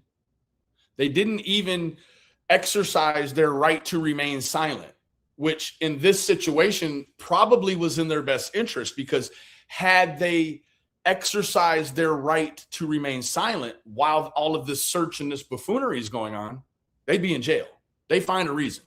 Does that make sense? Okay. At this point, I've documented everything I've been through to the court. I've tried to have this good faith conversation with Josh. He just doesn't want to have it with me. And because of everything I went through, my court case finally got approved. Again, took a lemon and squeezed it over lobster, right? Again. And attached to this email are court papers to serve Josh. The only problem is Josh is not going to open this door for anyone. He wouldn't even talk to another Mormon. Instead, he just called the police on him. In order to get Josh to come outside, I'm really going to have to get creative. So I made this poster that says, I stole a dying man's life savings, and printed it out. Now I'm placing this poster in a public space right across the street from Josh's house. Yeah, it turns out this tiny patch of land is actually free for any person of the public to use. Understanding he's been trespassed from Josh's house. Josh's house, which means on the house side of the grass. If he goes there, it's jail time. You can see here. Public space right across the street from Josh's house. Yeah, it turns out this tiny patch of. That is public. It's public. Much like a sidewalk, but it's just that the sidewalk doesn't go all the way over to the curb. So this is a patch of greenery just for things like that, right? You could put, mayor posters, you could put garage sale posters, whatever you want right there is public. Land is actually free for any person of the public to use. And since we have the freedom of speech, I'm breaking no laws by doing this. So when Josh walks outside to take down this sign, I have a process server to serve him his court papers. Which is all running in line with the protocol for being served, right? He is just doing it in an ingenious fashion. He can't go knock on the door, right? Now, there probably could be some issue with the second party, like if he's sending this lady to go on his property. And I think that you're seeing he's taking measures to not even fall into a second party situation, right? By luring him out of the house, right? He's going to go over on a public easement, a street, remove the sign. Meanwhile, the process server is going to jump out and meet him, right? All legal. He's not broken any law. But almost immediately, my sign got blocked. Oh no, he's blocking our sign. What are you guys doing here? So we are in a court case with them, and we have to serve them legal papers. So I explained to the cops the entire situation. I'm not going on his property right now. That's fine. Yeah. That's fine. The police realized that we're not breaking any laws. And they've been called here for false reasons. So they decided to leave. Now, this to me, this is, remember I spoke in the beginning about the rotation. It seemed like some of the day guys were a real problem. Like the initial guy at the headquarters office, he was a problem. There's been some other day guys that have been a little problematic. This guy, he's on the level. He's like, yeah, no, you're not breaking the law. Then you have the guys that made the illegal stop and search, right? Their night guys were a problem. And there's a sergeant, a road sergeant for the night shift. He's a problem, right? Awesome, thank you. This one's so much better than yesterday. So now it's time to serve Josh these court papers. Then we got the police calling us again. Hello. This man stole That's call number 2. Basically, his family's life savings. So we're just here to serve him his court papers. Again, I explained to this police officer the entire situation. I wish we could just send him an email or a phone call, but yeah, the court requires us to come in person for some reason. So the court requires him to come in person. Again, the cops realized that we were doing nothing illegal and decided to leave. Cop number 2, good to go. Now it's time to serve Josh his court papers. But we got the police called on us again. Hello. All 3. I see those papers. Yeah. So this is what you're trying to serve them with? Yes. That's required by the court. Again, the police agree that we are not breaking the law. They've been called out here for a false reason. This guy told me that he could even just... Now, he just said it. The cops have been called out for the 3rd time now for a false reason, false report. Although it's not clear what they're reporting, I'm guessing it's something to do with being suspicious. Also, a suspicious vehicle. Also understanding that being suspicious does not constitute or articulate a crime, right? Suspicion does not articulate a crime. Suspicion is an opinion. Moving forward. Serve the papers for me. You okay if I get these papers to him? Yeah, for sure. Okay, just give me 1 minute. Okay, thank you. Sadly, we can't see the police officer serve Josh because the police department redacted all of it. But the only thing that really matters is that Josh is getting served. He does not want the paper. So that's not the way service works. Typically, the way service works is that a lot of service people will actually wear a body cam, or they will carry, I've seen a service person with the old digital camera or on their phone or their business phone. They actually have to physically, these days, they physically have to have proof that you have the document, right? So in my opinion, the attempted service by the officer was redacted because they're all in bed together, right? But because that redaction was going to show Josh holding on to the paper, which now he's in possession of service and he's been served, right? A lot of you may know, but maybe don't know the complexities of it. When Smiley's World used Summer Wells as a reason to try to put me in a civil injunction, which failed horribly, right? The county police came and it was all on body cam, and boom, I had to sign for it. He's kind of leaning down, got, you know what I'm saying? I didn't duck it, right? So they have to actually have proof, a visual, that you got the paperwork. In the event that you don't want to sign for it, that's what the picture's for. You don't have to sign for it. Signing for it is just another way to certify that it's been served, right? But a service, it's a legal service if they just have a visual of you taking the paperwork without being intimidated or threatened, right? All on your own accord, you take the paperwork, and then they say you've been served. What that means is that's official. You need to read it, and then you need to move on in the process, right? Deb Munder, thank you so much for sending 200 jewels, baby. It means the world to us. So, is that what the papers? Is that back for you? Okay. Yeah, the police told me that they can't serve the papers for me because I'm lying to them, and these aren't even real court papers. That's not even the way service works, right? That cop was probably already out of his legal jurisdiction by attempting to serve him, right? This cop says, yeah, okay. Who told him they were fake paper? Who told this cop, Officer Sumbot, who told this guy it's fake paperwork? Because all he did was took the paperwork from Ben, went to Josh's door. Josh didn't want the paperwork. Now he comes back and says, yeah, it's fake paperwork. How the hell does he know? He doesn't even know the protocol for service, for civil service. How does he know that the paperwork's no good? Enter in the clip we just saw. I'm not sure what this is. I've never seen something like that. To be honest with you. These are court papers. Okay. It doesn't have a judge's name or anything like that on it? Because it hasn't gotten to the judge yet. So this is serving him, and then we'll go to... Right. There's no judge appointed, right? Who's overseeing this at this point is a clerk, a court clerk. That's who's overseeing it at this step. Once it's served, and then there's a response. Now it's appointed to a judge. Hoo-ah? Making sense?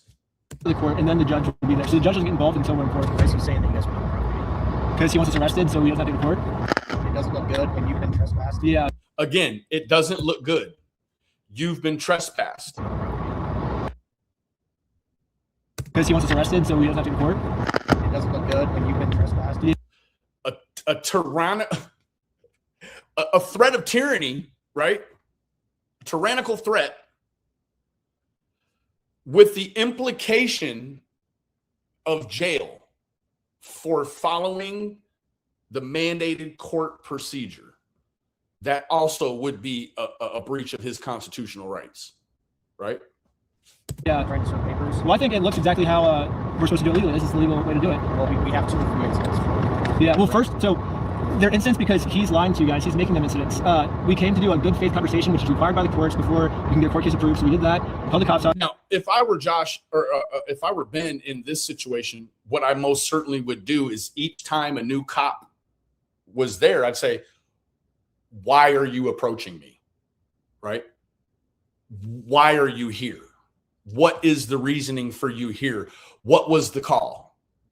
Yeah, Flossie, this is about $200,000 worth of Legos.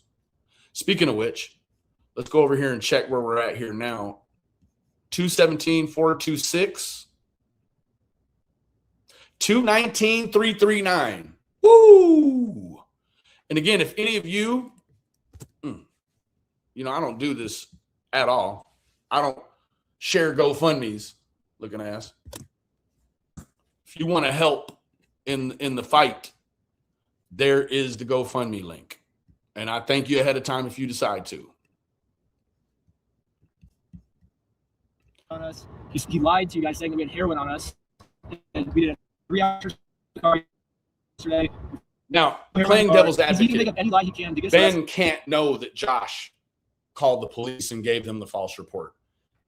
There's no context that he's got any information that says that. So in that aspect, he doesn't know that Josh called, right? Or at least that's not what has been provided to us. If he knows via some other avenue that Josh made the call, well, then he's right. But right now, no. We are doing things the legal way, the correct way. The reason he's hiding in his house is because he's the criminal. If something doesn't look good, it doesn't look good for him, not for us. Go through the legal process, Which find is an what we're actual doing, yeah. process server. She is an actual process server. And what is your guys' relationship? Bam.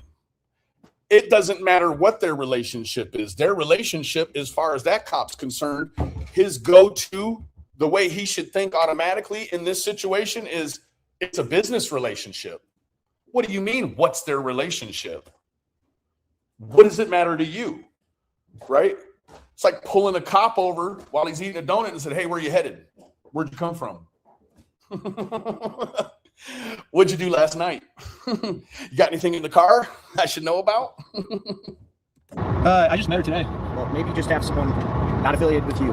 That's her. Yeah, we have no relationship. That's why she's here. Now, the thing is, anytime you're going to hire a private service to do a paper service, right? They're going to be affiliated to you. You're hiring them to do a job for you. That's it. Yeah, that's why she's here. We have no relationship, and she is the exact person that you're describing. I always thought that the police were supposed to remain unbiased, and if they were going to take a side, they definitely shouldn't take the side of the criminal. But I guess I was wrong. However, I'm not doing anything illegal. Now, at this point, these police, they know damn well who's making all these false reports, this is the third police officer now to respond to them sitting there in a short amount of time after having put up a sign on a public easement, right?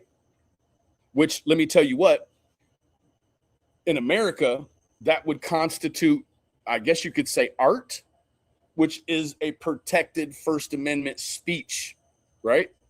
I'm literally just following the instructions of the court, so the police can't stop me. Okay, see ya. Now that the police are finally leaving, it's time to game plan how to serve Josh. But then, you guessed it, we got the police calling us again. Number 4. The paper? The serving? Yeah. Here you go. They must be sending in their big thinker now, right? Not just big muscles, but he's really smart too. Well, so you think it's a false case? What the heck? Thank you for holding. How can I help you? Trying to speak Now, with someone. I've showed this to you already. If you remember, cop 3 took the paper up to Josh, turned right around and brought it back and said, "This is fake paperwork." That's the context to this clip that I didn't give you earlier because I wanted you to see it this way, right? It is a real small claims case. The cop before this one said that it's fake paperwork, right? Now, you ordinarily in a one-off, you could say, well, you know, maybe the officer just wasn't educated. Maybe he made a mistake. Now you know that this is a problem. This snowball is running downhill. To verify if a case is, just verify if a case is real. Yeah, looks like a real small claims case in our court. Okay, thank you for your help. That's all. Thank you. I think this phone call was the breaking point for the police. Oh, he's rubbing his chin. The police couldn't handle the fact that I was right and they were wrong.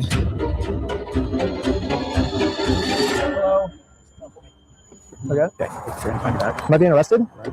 Really? Ben got arrested. Like, they didn't Arrested for what? You're getting ready to find out. say anything when they were putting him in handcuffs. They just said, "You're being arrested." I was confused on what I was being arrested for. I mean, the same police officers that arrested me gave me permission to do exactly what I was doing. You can film from the sidewalk wherever it's public, right? You have no expectation of privacy when you're in public.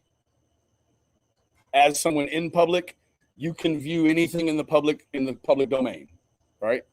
But you can't go on that property. If you do, you'll be charged. Okay. Okay, yeah, for sure. I got arrested for just doing what the police told me to do. What's even more confusing is the police are supposed to be the good guys. Why are they arresting an innocent person to protect an evil criminal? Well, back when I was still waiting in the car to serve Josh, I got a phone call. And this call was from Brian, the collector's son who got all their stuff stolen. And he has a theory of what might be going on here. Yeah, the cops down there are definitely all in with the Mormon community and being the bricks and many fixes. Now, to me, it's so hard to believe that in the scheme of things, right? And I hate to say scheme, but when you think about the empire of the Latter-day Saints, or even the fundamentalist Latter-day Saints, when you think of the empire of money in the way that their tithing works, right? Their tithing is very, like, they abide by it. It's not like it's not like regular Baptist or regular Episcopal or Lutheran or whatever, where, you know, people put $1 in the plate. These are very devout tithers. So this is all about, it's money driven, but we're not talking about an awful lot of money.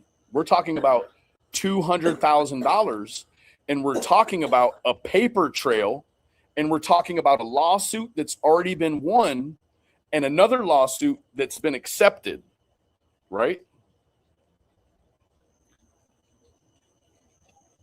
Right.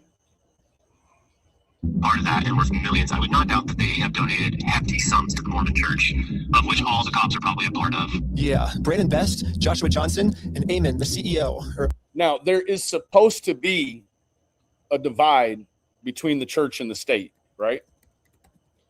That's why they don't allow kids to pray in church, you know, so on and so forth. But right here, what you actually have is the exact opposite, right? Now, the separation of church and state is a foundational philosophical and legal doctrine in the U.S. that prevents the government from establishing an official state religion and protects religious practices from government interference. All of these things, a separation of church and state would definitely apply here. Now, that doesn't mean that the officers can't get together in the donut room and hold hands and pray before they go on duty. But what it means is they can't rule with an iron fist based upon anything religious, right? It can be implied that way moving forward. all super Mormon. Like the CEO even went to the Mormon University. And when I looked up all the police officers who were treating me unfairly, they were all Mormon too. And they take care of their own, man. They're like a huge clan that takes care of each other. And instead of trying to get rid of the few bad people who are making Mormonism look bad, they're for some reason choosing to protect these criminals. But eventually, I got released from jail. Now, I did some research. When I heard the word clan, I was like, well, that's interesting. And I thought that it was just a one-off word that this guy used to sort of be an adjective. You know, it's a colorful adjective to describe the police as a clan. Well, then I did some digging, and there's actually a situation that they call the Kingston Clan. The Kingston Clan was Mormon. It was a Mormon had to do with a Mormon financial institution that essentially ripped somebody off for like $200 million. And it was a bunch of Mormons that were all involved. And let me see here. Oh, here we go. It's a little bit why that's so hard for them to give. Under the laws of RICO, if this was set up for the mob, this was if one guy gets caught stealing or wire fraud, everybody in the gang can go down for wire fraud. So if one of these attorneys in the law firm gets hit with bribery or theft, every single partner in that law firm gets hit with the same amount. So, and the same charge. So, and to put that into some street level ideology, say you and your friend, you go to rob somebody. In the commission of a robbery, the victim is killed. Well, all you had to be was the driver. You could have drove somebody. Two people go in, somebody dies, they come back out. Now you're good for a murder, right? It's the accomplice or complicity situation, right? Essentially, what he's saying is, in terms of the way that the web spreads out, is that if you have, say you have a lieutenant in the police department, or a captain, or a commissioner, or a chief, and they're all fucking around, everyone's going to find out, right? When it's the find out period. Right? Does that make sense? What did Flossie say? Flossie said, the Mormon Brotherhood is trying to soak him extra hard with no EBT lube. There you go. EBT lube is not bad for your health. And this is when it really the justice system has decided to protect these criminals. So now there you go. Only one way I can think of to get Kingston Clan family is crooked. They run a lot of banks in Utah. There you go. The money back that got stolen from them. It's sort of probably the head or maybe the coattail of an actual, what I would coin as a Mormon mafia, right? Now, you could look at it like to sort of maybe introduce it to you in another light. One could say that the Italian mob, maybe that's the Catholic mafia, right? I mean, you could say that if you want to appoint a religious title to it, right?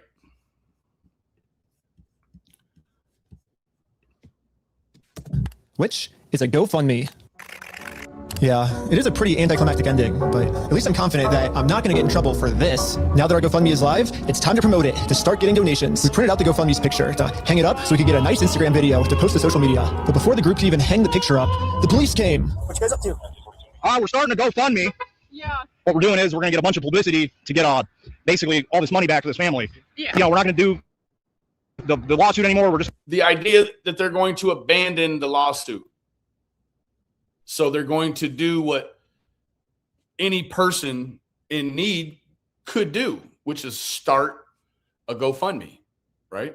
Now, there's a lot of people out there that have scammed and zapped people from the GoFundMe. Don't get me wrong, right? Sayla says Daniel Kingston is in prison for marrying a 12-year-old. He has like 150 children.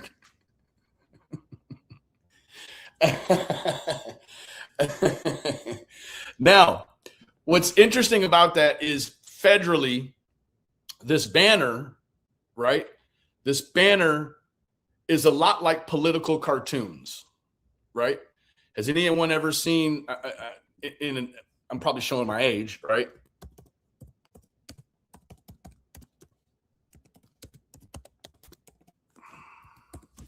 A political cartoon is what it would sort of be, what you could coin it as. That would be the defense I would take, right?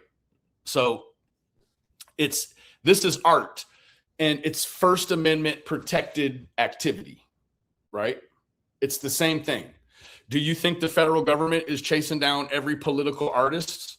I mean, in certain spheres, you know, there's professional victims that we know in this community that if you made a cartoon with their head cut bouncing off, they're going to try to take a restraining order against you, right? Seriously. Like, there's people in this that maybe were in this chat that had a restraining order put on them because of a meme, which, you know, whatever. But this is First Amendment protected activity, right? It's no different than what he's doing here. This is First Amendment protected activity. Now, the only issue you have is putting it on the fence. I nowhere, thank you, Lolo, I nowhere heard anyone say anything about, well, they hung it on my fence and didn't have permission. Ben Reckless, Kitty Hawk.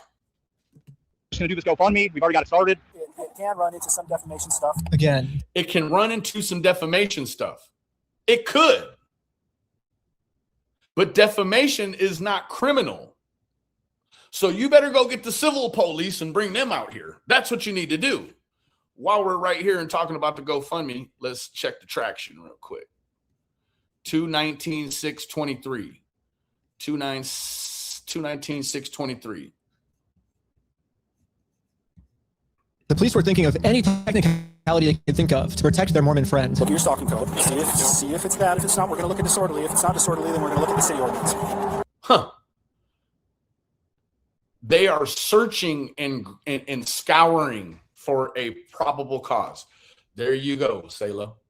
What you're dealing with is, yeah, certainly, hopefully there's a transplant, right, in that department. And what I mean is hopefully someone from, I don't know, Georgia or Florida decided to fly in and be an American police officer, right? Hopefully. Otherwise, the gene pool of this thing is super shallow. After going through every law they could think. Flossie, I was going to make another joke about something shallow, but it really wouldn't fit into the dynamic of what I got going. Hey, Bonkers, what's up? It turns out that hanging this sign on a fence and then taking a picture of it for Instagram is not illegal. In fact, what the group is doing is actually protected under the First Amendment, freedom of speech. So one of the police officers let the group know that they were okay to keep doing this. Right now, I don't think yes, we can. But this other police officer wasn't able to accept this reality. We're going to take it down. If one officer that says, well, hey, I don't think you've broken the law, right? Even after looking at stalking codes, disorderly codes, and city ordinances, right? It would be a code compliance person, which every municipality is going to have, even if it's one officer, right? Police officers don't do code compliance. They enforce code compliance, but you have to have a code compliance officer come first and flag it as non-compliant. Then an officer can come by and enforce non-compliance.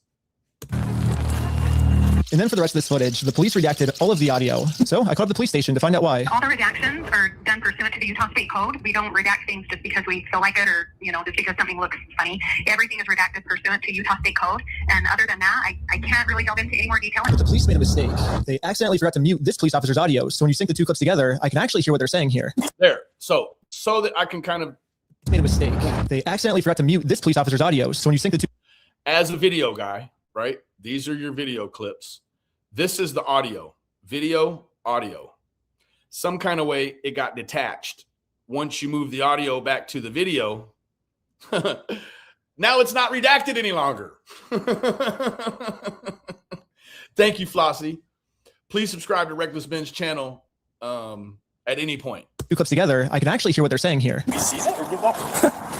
Is it an official crime? Is it disorderly conduct? Why? Is he upset about it? I mean, I guess, but that's not. Yeah, this police officer is right. Just because this might make Josh upset does not make this poster illegal. So I decided to let the police department. No, having your feelings hurt is not against the law. These are not the civil litigant police, and they're also not the Fifi police, right? know that some of the redactions they made aren't exactly what they're claiming they are. I think you guys might have accidentally forgot to redact another clip that was at the same time. And when I synced the two clips together, I was able to see what they were saying, like what the redaction was. And he was talking about how what we're doing actually isn't illegal and how the police officer might be wrong. And so it wasn't about protecting a victim. The corruption goes all the way down to the redaction person. I want to say redactionist, but I don't know if that's a word. Maybe I'm trying to appoint undue power like a martial artist. I don't know if it's a redactionist or not, but the person that is in charge of editing and redacting made a mistake. Now she's going to lie and say, well, I didn't make a mistake. What she's going to tell him is that what he's seen and what he's heard, he has not seen and he has not heard. It wasn't any personal information. And so I was wondering, it seems like there might be a lot of stuff like that got redacted, maybe to protect the police officers, not to protect the victims, if that makes sense. And so yeah, we don't do that. So like I said, anything that's redacted is pursuant to Utah State Code. I can tell because when I sync the two clips together, I'm actually able to see that that's what the redaction was. Okay, well, that didn't happen. That it definitely didn't happen. That didn't happen.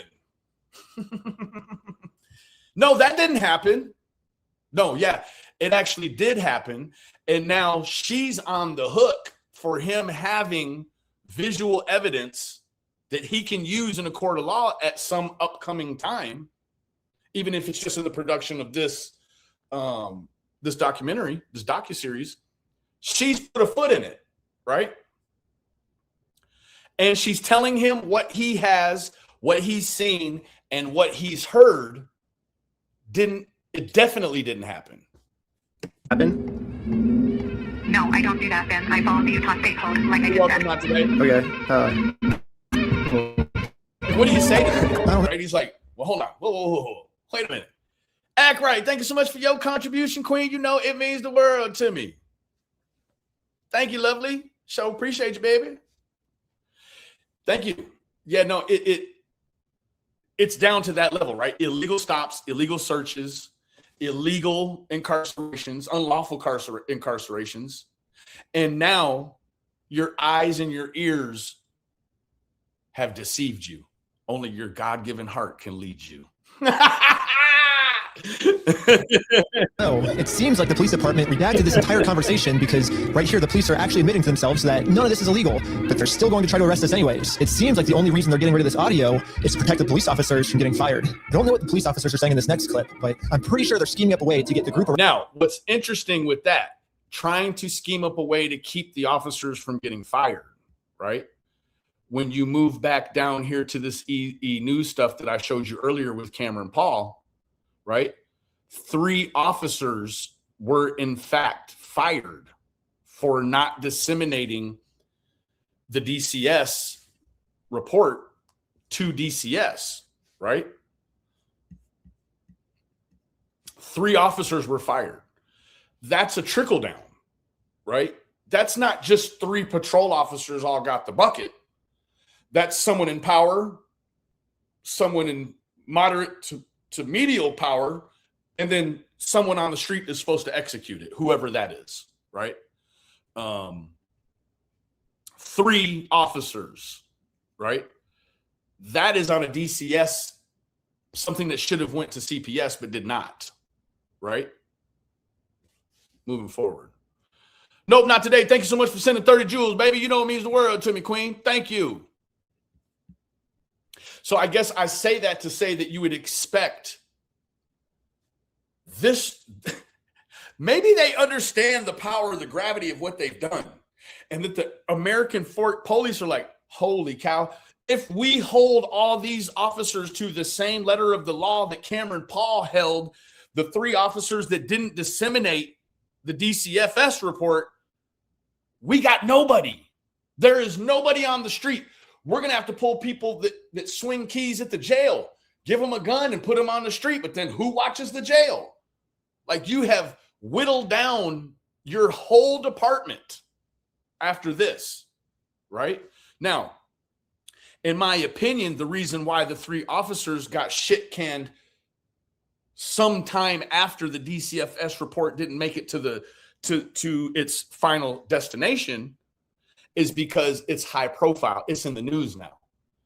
You have to understand, American Fork police chief, captain, lieutenants, sergeants, even these dumbass road patrol people, they are sweating bullets right now because they know the reckoning is coming, right? Now, this is probably a good opportunity to, where is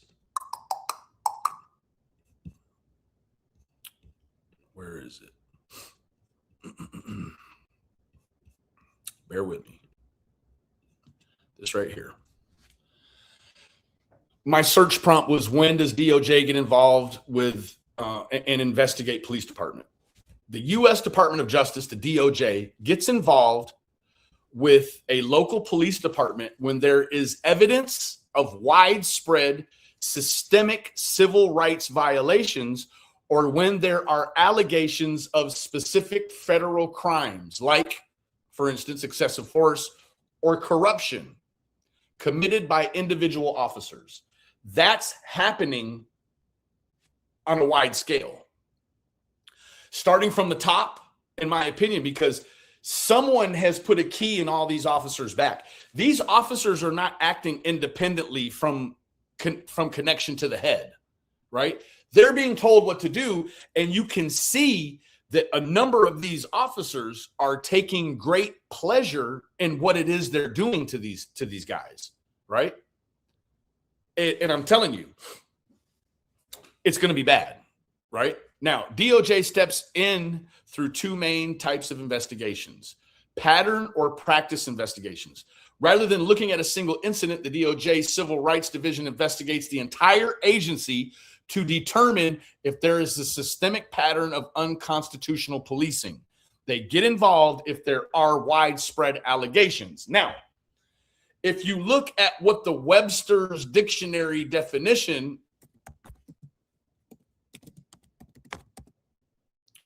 of widespread, bear with me.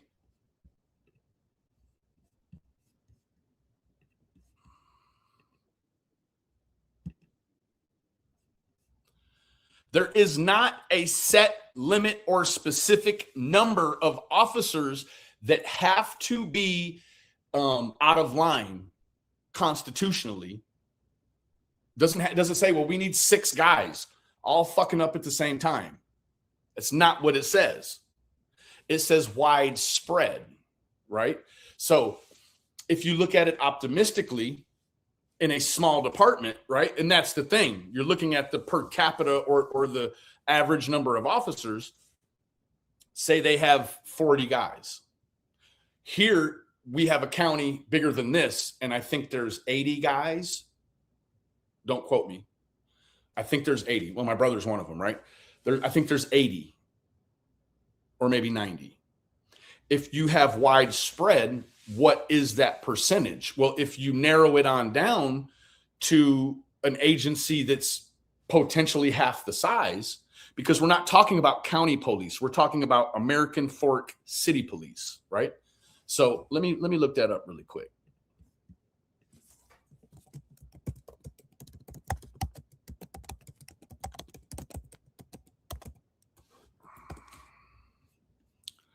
$54 sworn officers. So you do the math, right? You do the math. 54 sworn officers. So what's widespread when it comes to 54 officers? Well, I think we've seen a systemic issue with at least 6, 8, maybe 10, right? Lurking. There you go. Now you need to start delving into past cases, looking at starting at probable cause, and then moving up the chain to indictments, right? Which covers the grand jury. What is the police or the municipality's influence on the grand jury, right? The grand jury is a jury of your peers. It's just the jury. Now, understanding that a grand jury indictment constitutes, right? It constitutes the lowest form of probable cause, right? Just because a grand jury says true bill or no bill, true bill means you're indicted, formally indicted. It's the lowest form of probable cause. After a judge says there's probable cause to move forward with pretrial, right? Then it moves forward to grand jury. If grand jury indicts, it's still the lowest possible form of probable cause. That jury does not send you to prison or probation. It is now a jury of your peers, right? A second jury of your peers. The threshold for a grand jury indictment is the lowest threshold moving forward.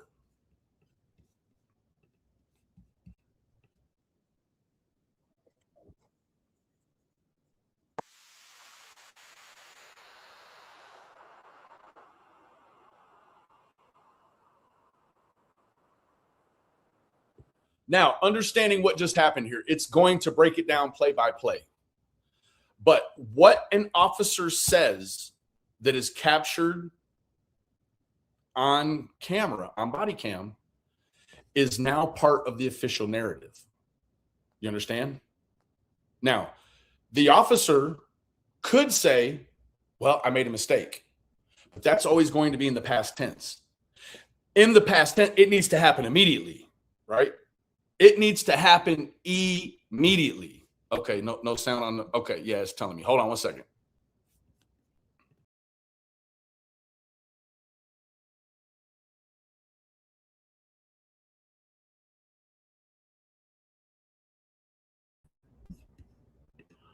Okay, I'm lucky I got away with it for that long. That's that little StreamYard. Okay. What's done on the body cam is part of the official narrative. It will be written in text by an officer on the official report. That report has to line up with what's on the body cam. There cannot be a differentiation, right? So let's run that back. No, do not do that. You understand me? Right now, you're attempting to destroy evidence. Okay, put your hands behind your back. I was just locking my phone. Okay, I'm going to switch over to the police officer's body cam POV so we can dissect what just happened. First, the police officer asks if he can confiscate Sheldon's phone. So Sheldon says, okay, and reaches in his pocket to give it to him. But he's compliant. He's been given a lawful order. He's compliant. At this point, Sheldon sees that his phone is unlocked. And at this moment, he decided that before giving it to the police officer, he was going to lock his phone. Now, understanding there's no official search warrant other than a verbal command that he's seizing the phone. Understanding that anytime you're arrested, anytime they're arrested, they don't have to announce to you that they're seizing your phone. A valid seizure of the phone suggests that at a later date that they're going to comb through the data or that there's evidence on the phone, right? Now, understanding that at face value, when you look at all this, these kids don't have evidence of shit on their phones. The evidence is the body cam. That's what's going to be used as evidence. It doesn't matter. So you have to understand, he's locking his phone. It's not against the law to lock your phone. It is not. And I'll tell you why, because if it's a valid seizure, they're going to bypass the lock anyway with a machine and a software called Cellbrite. They're going to bust right through that. So what that tells you, and this part isn't broken down, and I'm going to break it down. What that tells you is this. This officer is threatening to charge him with destruction of evidence. That's a crazy heavy charge. You don't want that. That charge is well above punching that cop in the mouth, right? Destruction of physical evidence, right? Him locking his phone and that officer's reaction tells me one thing, and I'm going to tell you what that one thing is. is that that cop was going to illegally go through his phone. He was going to keep his phone active and comb through it without a warrant. So what you have here is yet another instance of an illegal arrest, an illegal seizure, and what would have been an illegal search. It's a legal seizure and a legal search. The best thing that guy could have done is locked his phone, because that officer right here was definitely going to illegally search the phone after illegally seizing it.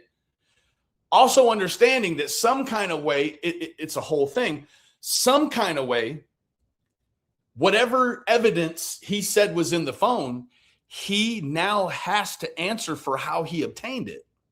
So that they're going to fudge some paperwork. They're going to have some higher up say, no, man, we did it all on it's all on the level, right? This is not on the level.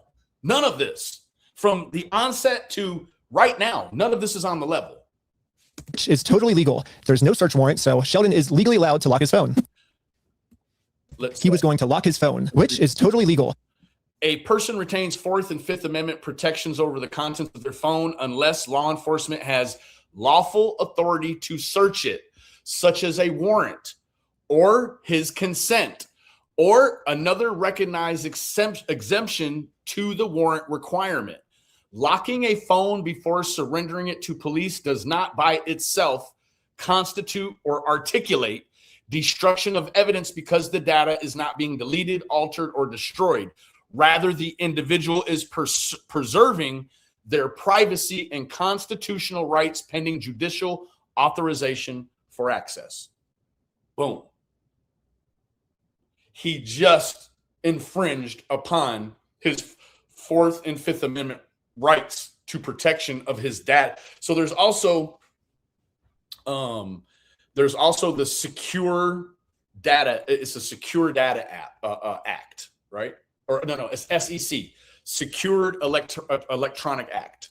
What that means is that they have to go through a paper trail to get a warrant to then access the device and its contents, right? It's the SEC. Once you breach that, you're talking about federal problems, right? It's a federal act, the Secured Electronic Act.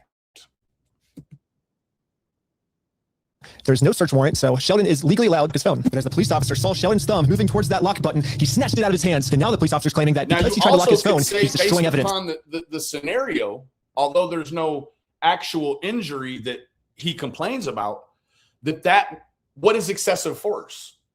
Excessive force is anything outside of the scope of what it takes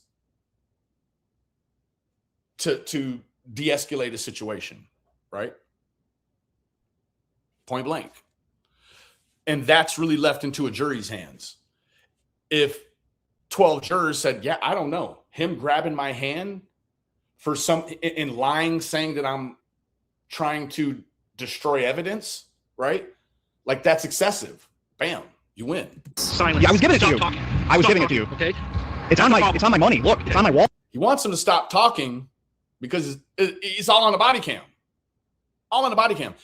And what's interesting and starts to lend a little credence as the devil's advocate, right? There's so many things that were redacted that probably were in the favor of the police. They should have kept up the continuity of redacting. This should have never been in the hands of Ben Reckless and them, because you have yet another officer that you can add to the pool of whatever is widespread corruption that would then open the door for the Department of Justice to come right on in, right? I was turning it off. Right now, this phone is being seized as part of this investigation. Brooke Shelton, thank you for joining the OGs, baby. You know it means the world to me, Queen. Thank you so much. And you're being arrested. Okay, let's put him in the back of the car. And again, the police decided to break the law, arrest Sheldon. Now, what's interesting is that he gave him a verbal command saying, now that the phone is in my hands, it's being seized, right? When the chain of command should be, while it's in his hands, saying, I need your phone. We're going to seize it for an investigation, and then we're going to pursue a warrant later, right? all to protect an evil criminal.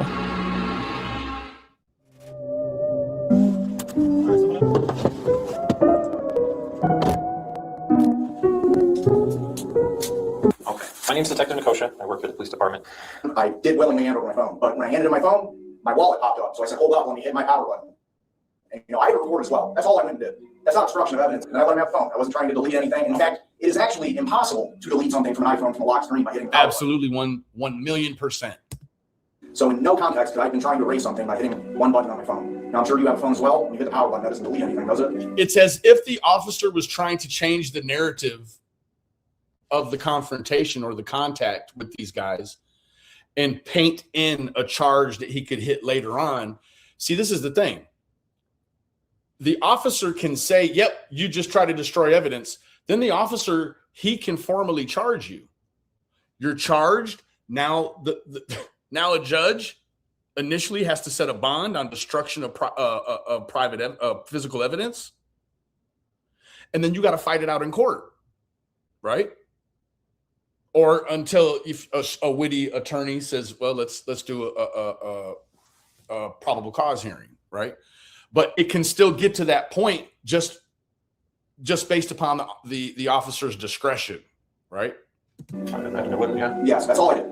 So I don't know how that's obstruction of evidence, but that is what it is. Now that Sheldon is in jail just for promoting our GoFundMe, we started doubting if we'll ever even be. All I did. That's not obstruction of evidence. And I let him have the phone. I wasn't trying to delete anything. In fact, it is actually impossible to delete something from an iPhone from a lock screen by hitting the power button. So in no context could I have been trying to erase something by hitting one button on my phone. Now I'm sure you have a phone as well. When you hit the power button, that doesn't delete anything. He could have been declined, looking beyond. But then it's the old saying, you could beat the charge, but you're not going to beat the ride. And what comes with the ride is that now your phone is in evidence. So they definitely can, he can decline on the spot. Once they put him in handcuffs, once he gets down to that jail, that phone goes in the bag, and then they can seek a warrant afterwards, right? All of that is, or wait till you get OR'd, own recognizance. Was it? Yes, that's all I did. So I don't know how that's obstruction of evidence, but that is what it is. Now that Sheldon is in jail, just promoting our GoFundMe, started doubting if we'll ever even be able to get Brian that Lego collection. It's crazy that out of all the powerful organizations up against, the one company I'm not able to beat is a Lego company. I literally couldn't have imagined a worse ending for this video. GoFundMe right quick. We're at 219,623. 227.39. Yeah, it's a beautiful thing. That's a real beautiful thing. But I had no clue that it was about to get way worse.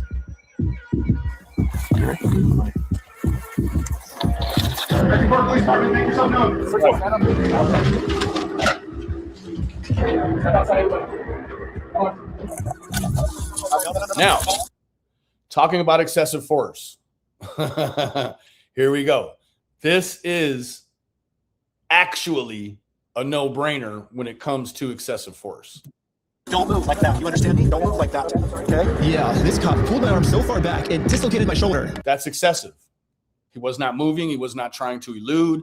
He was not trying to conceal anything.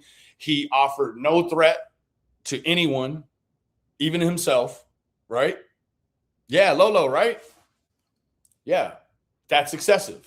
He claims it's because I was attempting to make an escape or something. Don't move like that. You understand me? Don't move like that. Don't move quick. Everybody just chill. But if we go back a little bit, you can see I was being completely still when he grabbed me, and I actually made 0 quick movements. So this police officer is just straight up lying, so he can give me a serious injury. Put it in the warrant, like it. Yes, the police department got an official warrant to search our house for stolen Legos. Did you hear that? So now the official narrative has been spun, even though this gentleman has actually won a primary lawsuit, has not been compensated, has filed another personal lawsuit. It's been accepted. However, the service has not been carried out.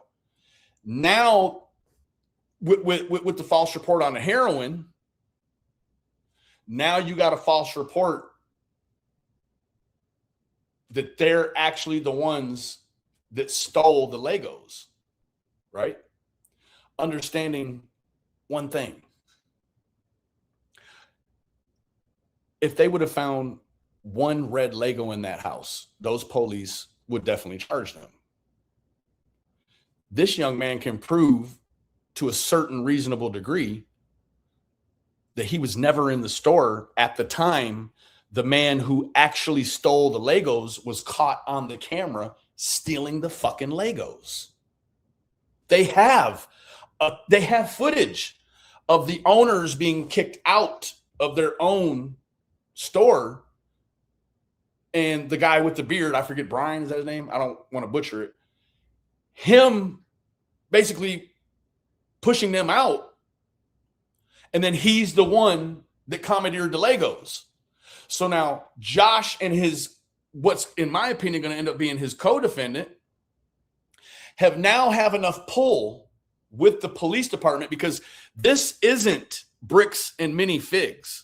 This is down lower than that. Bricks and Minifigs is a $400 million corporation company, right?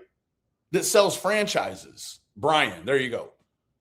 So now Brian and Josh have the pull via what these gentlemen, and I believe in my opinion, allegedly, I hate even saying that, but this is a fluid situation.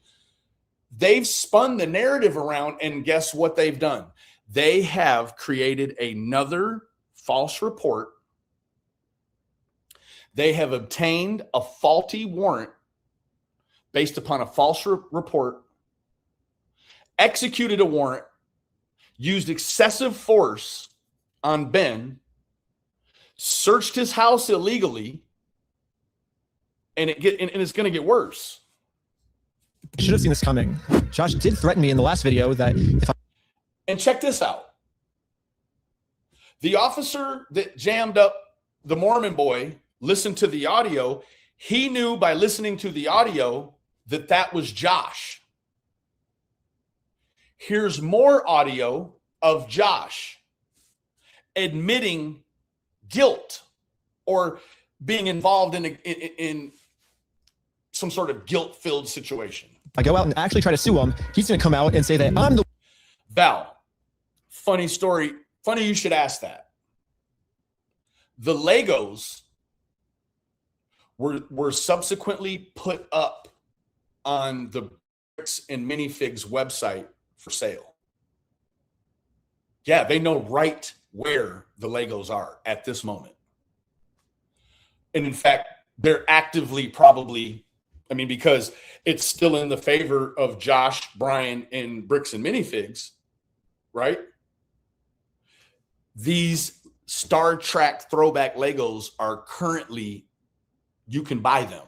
If you go to Bricks and Minifigs, you can buy the collection that at least Josh has admitted to stealing, promised under his Mormon God, being subject to cast out into the darkness forever, that he was going to give back.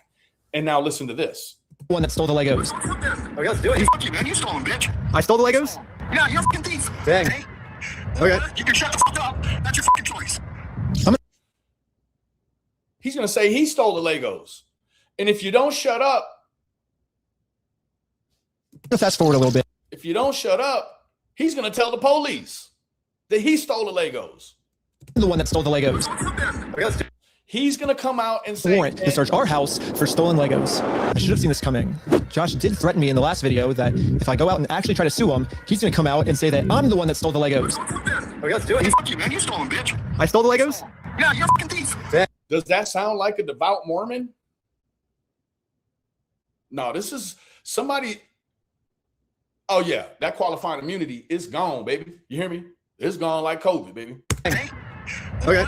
Val, yeah. They never hid the Legos. The Legos were commandeered because Brian and Josh are officers of the company, the larger corporation of Bricks and Minifigs. So I guess you could say Bricks and Minifigs is involved, but maybe at a time and at a point they didn't know how involved they were.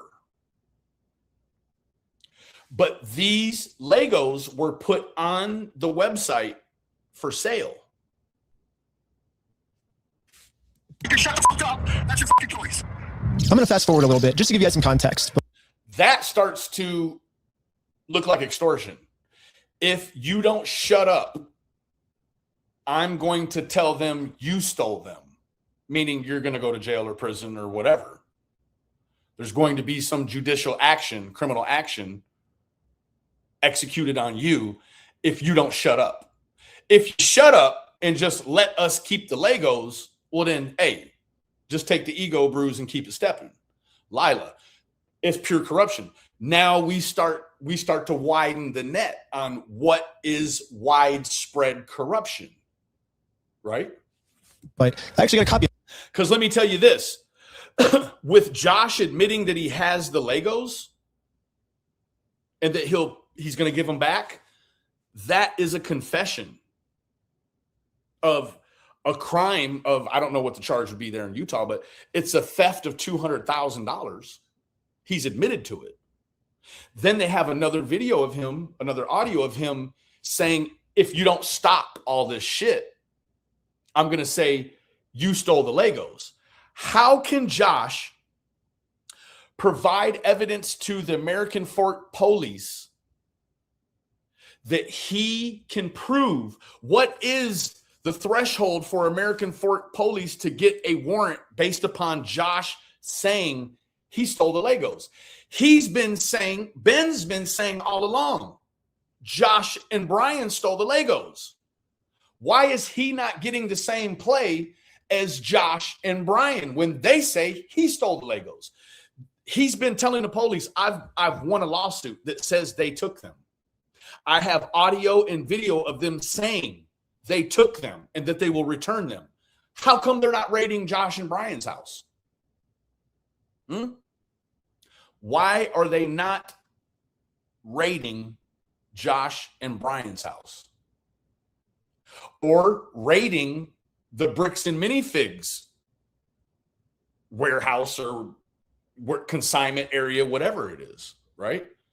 This warrant. The reason they were searching our house was, it says there is now certain property or evidence described as any stolen merchandise, specifically Lego merchandise. How do you prove? Say he had Legos in his house. How does he prove? How do you prove a negative? So if he's got some old Legos in there and he doesn't have a receipt, how does he prove he didn't steal them? Or how could he prove he bought them? Because this police department is so egregious and eager. Had he had one box of Star Wars Legos that he bought, it justifies the initial warrant. You follow me? Evidence of illegal conduct on us that we stole the Legos. Well, so I see your comment value say they were trying to come up. Wow. Yeah, it is.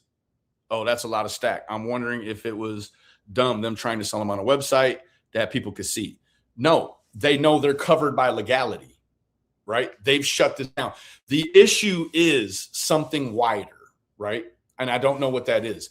I'm guessing that this gentleman here is going to scratch a wound that's going to hemorrhage all kinds of things, and that this is small fry, right? That's my opinion, right? That 200,000 isn't enough for a whole station to go down for. It's that they're protecting people who are involved, in my opinion, in way more, right? He should have had a fake replica of it. I know, right? They're looking at we stole the Legos is why they stormed our house with no evidence. And this is after he's been proven to make up stories about us before. And so now he's just pulling something out of his butt. Oh, they're the ones that stole the Legos. And for whatever reason, the police take him seriously, even though he's acting like a crazy person. Anyway. Forgetting he's already won a lawsuit. He's already won. They just haven't ponied up the money or the Legos, right? He's already won. Now, this starts to play into my title, the Lego scandal, and how it could affect you. Now, of course, the Lego scandal, other than working you up, messing with your blood pressure, it's not affecting you personally, right? But when you understand that American law enforcement, this is on a microscopic level of 37 to 45,000 people. Imagine what your large municipalities can do, right?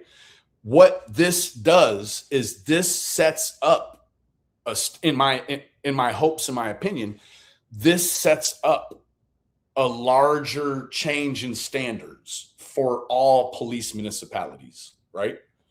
This brings DOJ in, and like someone said earlier, hell, who knows? How do you know somebody that's sitting in prison for some BS that these cops and put on? Because when it came to the heroin part, I completely expected for them to say, yeah, some kind of way they found some heroin in my car. Thank God it didn't go to that level, but it's completely within the rights. Now, it's all the same actors, right? You see this guy right here? This is the guy that says, hey, you're obstructing evidence or you're destroying evidence. Give me that phone. He's there. He's there on the raid, right? Yeah, no, not today or tomorrow. I certainly hope that this definitely sparks a really heavy dialogue that leads to a much bigger conversation. Is the cops probably felt pretty stupid when they searched our entire house and didn't find any stolen Legos. So when you've got Josh and Brian and whoever is accompanying or an accomplice with them, when you have them calling shots and the cops are carrying out the legwork, at what point does even one good officer stand up and say, hey, man, they're fucking with us. Somebody is leading us around by the nose here, right? At what point does that happen? Because it hasn't happened yet, and it's going to get worse. Again, the police illegally redacted this conversation to avoid them looking stupid, but I'm pretty sure that's what they were talking about. But instead of doing what any rational police officer would do and let us go, they're sticking to their story that we are the thieves. You caught my eye, and I've got a feeling I'm falling. Slowly the rhythm jump right in. I used to travel things alone, we can't do.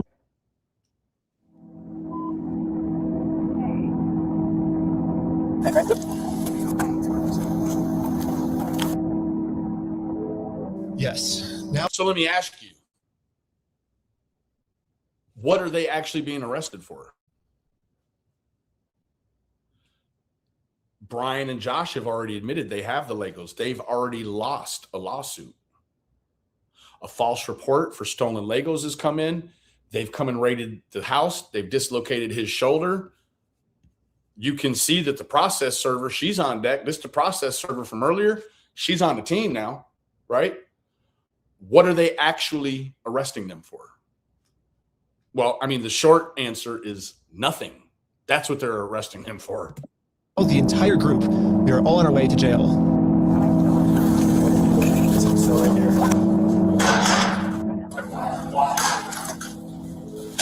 Except for me. I got taken to an interrogation room so they can find some reason to lock me up for good. Then I'm Detective Nakosha. Last time, I was able to get released on bail. But this time, they're requesting that I be held in jail a month until my... All of a sudden now, for all of this fake search, fake seizures, fake reports, and because he lives in California, he's a flight risk, right?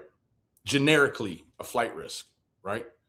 He's got 2 open cases in 2 different counties and stalking and commercial obstruction, which he had never been charged for. He's never been charged with any of the latter. All of a sudden, it pops up, right? Court date. But there's honestly nothing for me to hide. So I went through the entire story with them to show the detectives that this whole thing is just a big misunderstanding.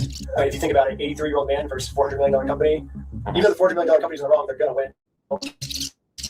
I wish we could just send them an email and show up before this day. That would be so easy for us. Like, this is how the law works. Like, that's not my fault. Like, I don't make the law. If I made the law, send them an email.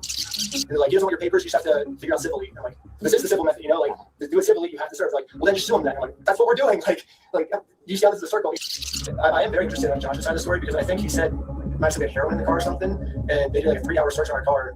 Now, he's saying it again. Remember, I mentioned earlier that he, without context and being the devil's advocate here, right? Because I can understand both sides to a degree. Something makes me believe he knows or has some sort of documentation that Josh made the false heroin report, right? Obviously no heroin, so I don't know what Josh is telling them that we're doing, but suing him is not working for us. So let's do a GoFundMe. Right after I mentioned this GoFundMe, the investigator wanted to leave the room. Hang tight here and then we'll be back with you, okay? Yeah. Okay. Something about me mentioning this GoFundMe really caught his attention. All right. Good. Well, I'd just like to know more about this, like GoFundMe. Like I said, I have no idea what's going on. Yeah, we were just trying to get, so basically what ended up happening is Ben got arrested, which we were pretty blown away he got arrested, but I'm like, all right, I'll take over now. Like, I don't want you to get in any more trouble. And he's like, yeah, I can't get in any more trouble. Like if you take over, like that, you know, that was my decision. Yeah, so I mean, I don't know. What other questions do you, like, I guess, have? Because there's not really, I guess, much else to say in the situation, to be honest. That's just the whole thing that just happened. I mean, I'm honestly, like, kind of shocked to be arrested at this point for that. Yeah, this is definitely a very strange thing to be getting interrogated about, especially considering from my angle and the evidence I've seen, the overwhelming evidence that they just blatantly stole from this guy. It's like us trying to then do a GoFundMe. It's, yeah, out of court, you can say, yeah, they stole. They stole from them. They've already won the lawsuit. The lawsuit's not going to say, hey, you stole the Legos, you owe them $200,000. It's that you owe, you know, they're not appointing guilt for theft or a crime. They're just saying, hey, you owe $2,000 or $200,000, right? They're not appointing a crime. They're just appointing a judgment. To get him his money back, and I'm the one, you know, getting put in cuffs. It's crazy. I guess the detective didn't get what he was looking for, so he decided to interview the rest of the group. Sounded like a great project to me. I was like, okay, like it's for a good cause. How are you doing? And for some reason, he was trying to get all of them to admit that the GoFundMe was my idea. Hello. Obviously, Ben was behind the GoFundMe idea as well, right? I don't know whose idea that was, because I kind of just started. But he was supportive of it as his channel, right? He said, oh yeah, let's do this for the channel. From my understanding. Is that kind of your ideas to do this video with the GoFundMe and all that? But I wasn't afraid to admit that I actually made the GoFundMe for Brian because a GoFundMe is a safe, legal way to raise money for a family if they got all their stuff stolen. I should be risking nothing by admitting this. Basically, police told me, do not take this man to court, or else you'll get arrested. And so I was like, just thinking, and we're like, let's do a GoFundMe, you know? And that was our solution. But I was wrong. We're going to book you back into the jail, okay? The creation of the GoFundMe, right? We're blasting this person all over saying, hey, he's... This is a civil issue. This is a civil issue. What they're calling defamation before a court proceeding. It's not defamation until someone files a lawsuit. It's a potential defamation, right? And then blasting all over a GoFundMe that Josh stole money from an old man. That's defamation. That's defamation if it's not true. He's already won a lawsuit that constitutes that in some form or fashion, Josh and Brian are liable to pay back the $200,000, right? A court has already said, you owe him money. He's saying they stole it. They did steal it. But now it's a crime to say they stole it.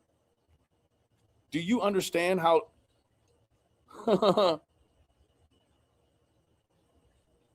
right? Seems like the cops are helping Josh unwittingly.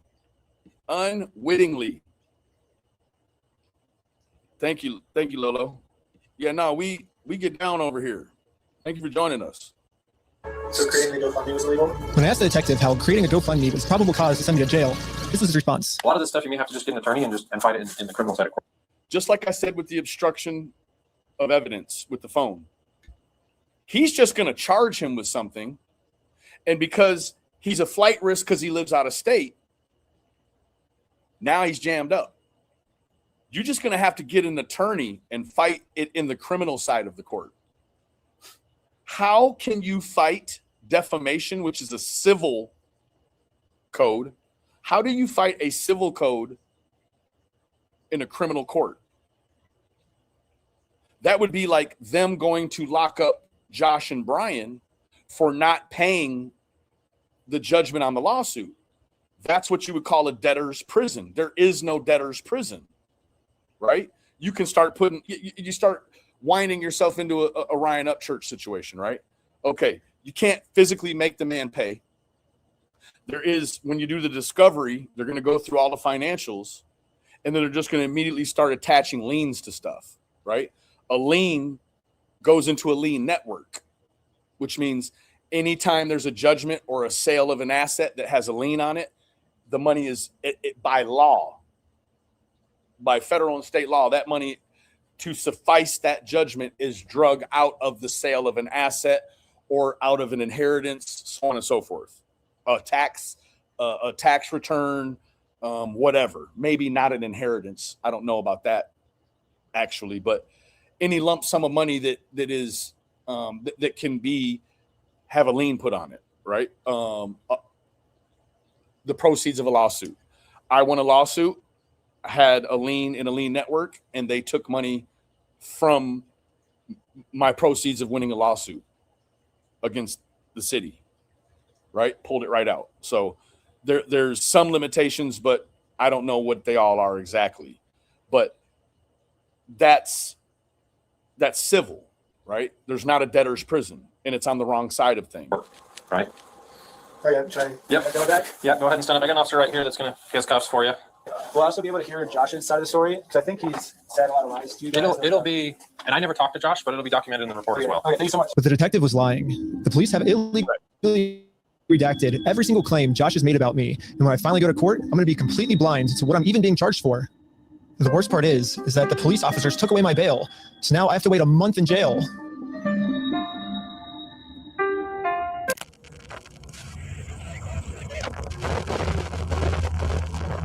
American. However, I ended up getting extremely lucky. When a judge ended up reviewing this arrest, they thought the whole thing was so stupid and ended up releasing me on bail. So now, at least I'm a free man until my... Now imagine, he thinks he's going to be in there 30 days before a hearing. Still got to pay $2,500, and he feels blessed to have even got a bail for something he didn't do. They arrested him on a false report in a raid for stolen Legos, and what they have arrested him for criminally, all it is that he's made a banner and posted a GoFundMe. Speaking of GoFundMe, let's go over here and check this right quick. 2020, there we go. 221,773. It keeps growing, baby. Court case. The illegal act that I committed was mentioning that Josh stole the Legos in our GoFundMe. So if you say, I would like to know, and you'll never find it, what is the penal code for a criminal defamation? What this starts to look like, and it's very serious. That's like when these weird YouTubers say, I'm gonna file charges on you for defamation. Never happens. Guarantee you, this is one of the few, if any other, times that someone has been jailed criminally for defamation. Now, what is the penal code? Is it a felony? Is it a misdemeanor A, B, C? What is the penal code? What is the time? What is the minimum and what is the maximum time of incarceration or financial penalty for criminal defamation? Tell me. That is illegal for us to do that. Now I just have to wait for court. And honestly, I'm not excited. My entire life I was taught if you steal from people, you get in trouble. And if you help people, you get rewarded. But I guess I was just taught a lie. By me trying to help and do the right thing, all I did was just screw everything up and get all of my friends in trouble. I couldn't fix anything. And now with all the charges I got in this video, I'm looking at least 5 years in jail. But I finally accept my fate. I failed. And now it's time to go home. Now, at the time that this was made, you got to understand there's a lapse in time. This had crazy production value. All the little graphics, waiting on FOIAs, so on and so forth, right? And then the editing process, this edit didn't happen overnight, right? This was posted on the 23rd, or the 30th, sorry. This was a process, right? Now you're starting to see the psychological toll that it had on this guy, right? At this point in time, this GoFundMe over here had not reached this. This is a win, Ben. I know you'll never see this video, but this is a win. You have won. you actually have gotten them more than whatever they 200,000 they were after, right? Now, I'm guessing that when this all boils down and they finish torturing this boy, he's going to be a very rich man. And I can tell by the heart that Ben has, you know what he's going to do. He's going to donate a bunch of that money back to this family. That's what he's going to do. I can see it. I can see the writing on the wall, right? That's what's going to happen. But the psychological toll that they've put on this kid, he thinks he's failed. He thinks his rearing and his upbringing, everything that he was taught is a lie. He believes his parents lied to him, right? But before I made it home, one of my roommates called me saying that a police officer just showed up to our house. So they rings the doorbell. Ben, he's like, "Is Mr. Snyder here?" I was like, "Why?" I was like, "Can I deliver a message for you?" He's like, "How could you deliver a message?" He said it just like that. He was like, "Just tell him he has a warrant for his arrest." Like he thought he was in an action movie type one. How can you deliver a message? But just give him this message, looking ass. And that was his like end scene line. If I had to guess, I'd say that Bricks and Minifigs has seen that I am a free man, and they can't have me actively working on my lawsuit against them. And considering how many lies Bricks and Minifigs has made about me in this video, I stole the Legos. American Park Police Department, make yourself known. Included in the warrant are Legos. I can only imagine of what I'm being accused of doing now. So immediately, I called the Utah Police Department to see what my warrant was for. Someone showed up at my house today saying there was a warrant out for my arrest. Those are the ones that are more serious. The only thing the police department could tell me is that I do have a warrant, but this time the judge approved it that I serve the warrant anytime, which I'm guessing that this warrant is probably extraditable, right? So it doesn't matter where he goes. Now this corruption can follow him to, well, you're going to see. This warrant is completely extraditable anywhere in the United States. I will have no bail, and I'm now a physical threat to Josh, the person the police are protecting. So basically, at any moment now, I could be arrested without bail for some mystery crime. There really is only one thing that I can do now. Well, I'm in Mexico now, and the American police have no authority here. What's going on? What the heck is that thing? Can you get loose on that? Now, you're kind of right, but I don't understand how it's gotten this far. And I would not be surprised if in some miracle form of corruption, the FBI can go over there and see about him. The FBI will go over there and see about him, right? At this moment, I realized what I had to do. Bricks and Minifigs thinks they can just bully anyone who tries to stop them in committing their crimes. And what's the only way to stop a bully? It's to stand up to them. If me posting this picture online once got the city this upset where they had to arrest me, just think about how upset they'd be if thousands of people started wearing it. Which is why the picture that got me arrested, I'm putting that picture on a shirt. And you can buy this merch at WeStealFromOldPeople.com. Now he's created a website. This is www.WeStealFromOldPeople.com. WeStealFromOldPeople.com. So go right now. It's going to be sick. And yeah, all of the law enforcement that's protecting Bricks and Minifigs is going to be pissed. But there's nothing they can do because I'm in Mexico. Anyways, part 3 is now live on my Patreon at patreon.com/RecklessBen. Also on Patreon, you'll find tons of behind-the-scenes content, plus the movie I made that all the streaming services rejected once they saw how gnarly it was. And all of the money I make goes directly towards trying to fight Bricks and Minifigs so they stop doing bad things to people. Also, make sure to donate to the GoFundMe we set up for Brian. I'm not really sure if I'm allowed to promote this. I mean, I got arrested just for creating this thing, but... Now, look here, extremely witty, merchandising a bad situation. What do you suppose could happen? And maybe that's a call I might make tomorrow.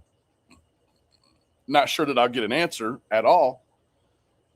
But what if people from American Fork started buying these shirts and wearing them? If they arrested him for making the banner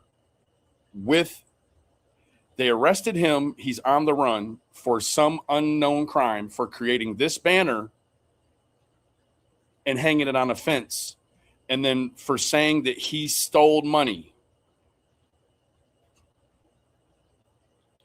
if he was arrested for this and you put it on shirts to keep a continuity with the law, don't you now have to arrest every single person you see wearing that shirt? Does that make sense? He does, Lolo. But think about it.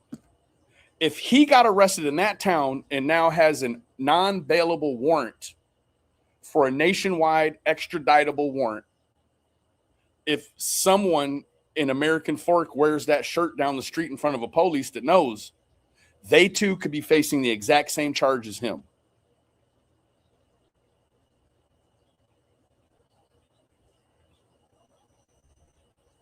Right? I think maybe. I'm not sure. Good question. But how does that happen? Right? First of all, in looking back, I don't know if you saw it, this right here constitute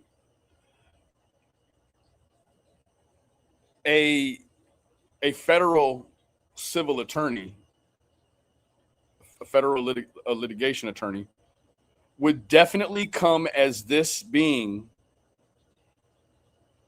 would be covered under First Amendment activities because it could be interpreted as art. Also, this is an AI rendering of the gentleman. It's not even the gentleman, right? It's an AI rendering of him. Does it look like him? Maybe, I don't know, kind of. But it's not like they used his face, right? They used an AI mock-up of his face, right? So, yeah, let me look this up real quick.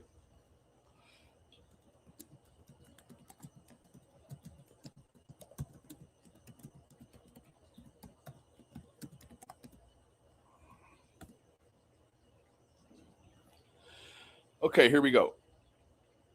Criminal defamation exists, though it is rare and highly controversial. While defamation is usually handled as a civil matter where one person sues another for financial damages, some jurisdictions allow the state to prosecute individuals for making false or malicious statements. I guess that would be before you win a lawsuit against this person for Legos that they shouldn't have, right? Now, the U.S. criminal defamation, often called criminal libel, is a misdemeanor or felony charge in about 24 states and Virgin Islands, right? Legality. The U.S. Supreme Court ruled that the government cannot criminalize truthful statements or penalize statements about public figures unless actual malice, knowing it was false or recklessly disregarding the truth, is proven. Prosecution, it is rarely used. Prosecutions are highly controversial and face major First Amendment hurdles. As critics argue, they are often used to suppress free speech and silence critics. Right? State examples. States that still have criminal defamation statutes on the books, including Kansas and Minnesota, for instance. Under Minnesota law, communicating a known false and defamatory matter to a third person without consent is a crime punishable by 364 days in jail and or a $3,000 fine. Right? So, this is Flossie says the whole point of him putting them on consignment was so his elderly dad could pay for his grandkids' college. Yeah.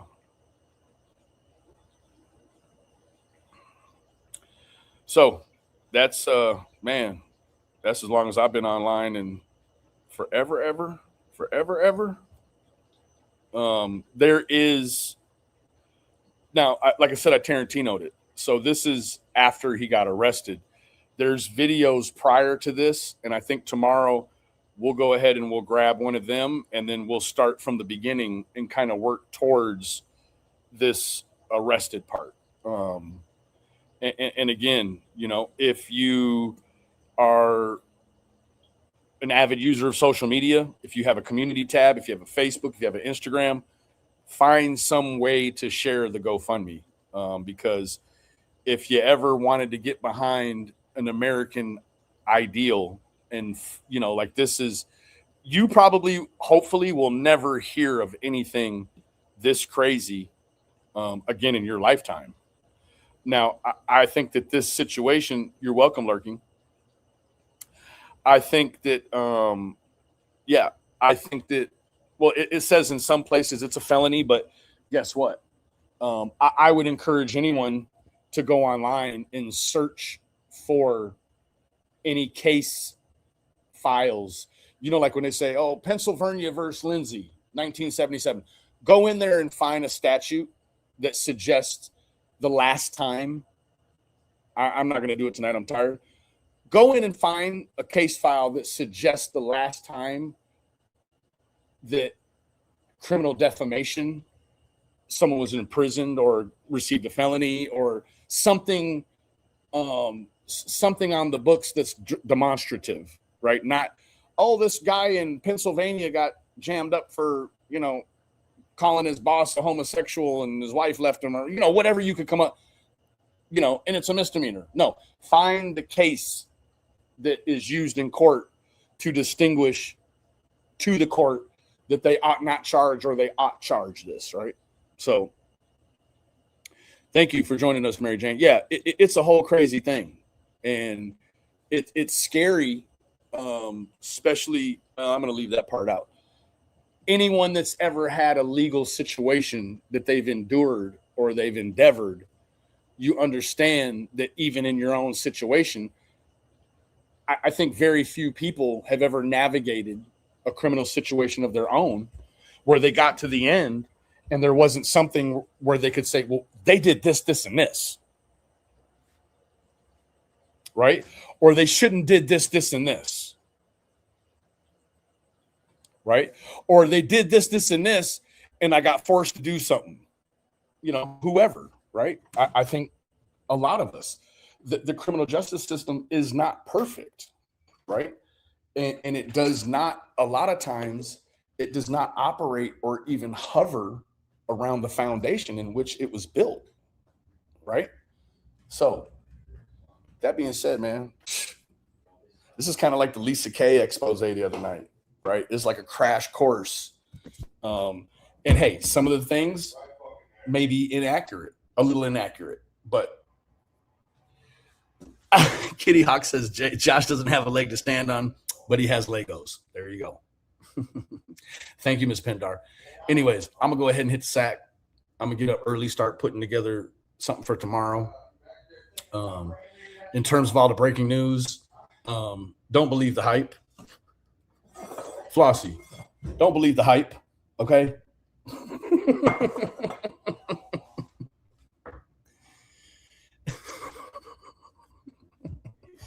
That's an inside joke. Some of y'all may get it. Some of y'all may not. Hold on, Flossie.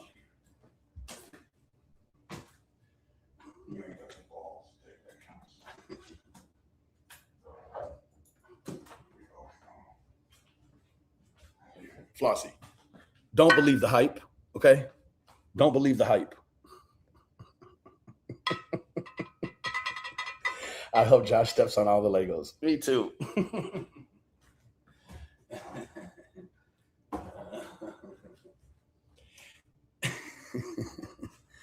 The problem is that the Legos are being disseminated as we speak. Like you like that, Lurking? I don't have any avocado or coconut, but I've got several olive oils around here, and some of them are virgin and some of them aren't. All right. Well, let me see what we got here. We got two contributors. Act Right, thanks so much for your contribution, Queen. You know it means the world to me. And Miss Brooks, she joined the OGs. So with that being said, I appreciate all of y'all individually, and have a great night. And hey, Pendar, Hey, don't let the man hold you down. You hear me? Don't let the man hold you down. Have a great night.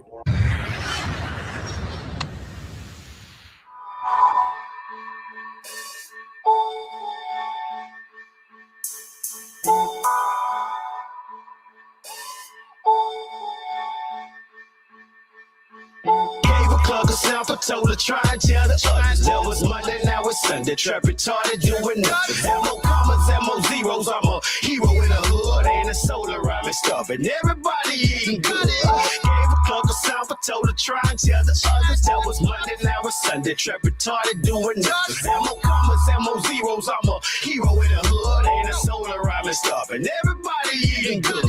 Mama told me stay away from bad guys. I know mama stressing, she got sad eyes. Youngest on the Ave with a pocket full of slabs, stopping cars, but I ain't slanging no bean pies. Guap in every pocket of my Levi's. Jet fuel, smoking, jamming T.I. Hopping at it early like I'm headed to school, but I'm not patiently waiting till the cheese dries.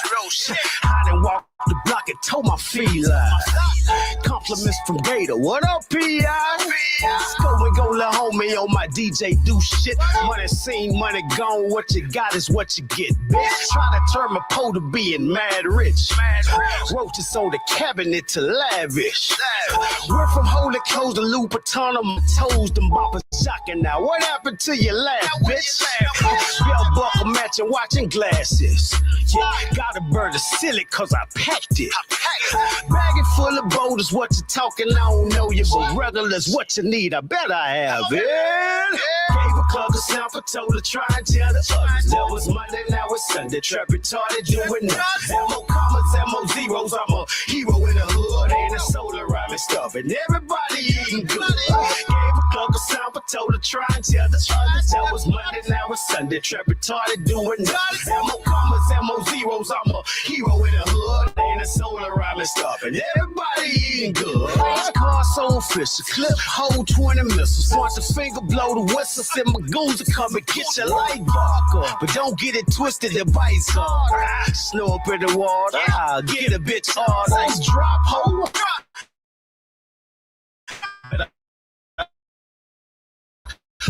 You stand in the pot to my rear, and I'm pulling out the blend and put the small whiskey.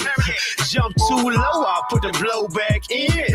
Little more water, little more spin. Take it out the pot, weigh it one more again. If it still don't win, I'll put the bitch back in. True, roof on fire, the trap out. 24/8 till the pack's out. Half of a chick bust down, all nicks. Only been a couple hours in the sex out. Heard from a little bird, check out. Try it if you wanna blow your back out. I got bail money for all of you dummies that want it. Book in, I'm right back out. Bald head, no screws, dodo. Stole the low car from the popo. That's real. On the highway, heading straight to the square with a trunk full of cocoa solo. Gave a club a sample, told her try and tell the others. That was Monday, now it's Sunday. Trap retarded, doing nothing. Ammo commas, ammo zeros. I'm a hero in the hood, ain't a solar rhyming stuff. And everybody eating good. Gave a club a sample, told her try and tell the others. That was Monday, now it's Sunday. Trap retarded, doing nothing. Ammo commas, ammo zeros. I'm a hero in the hood, ain't a solar rhyming stuff. And everybody eating good.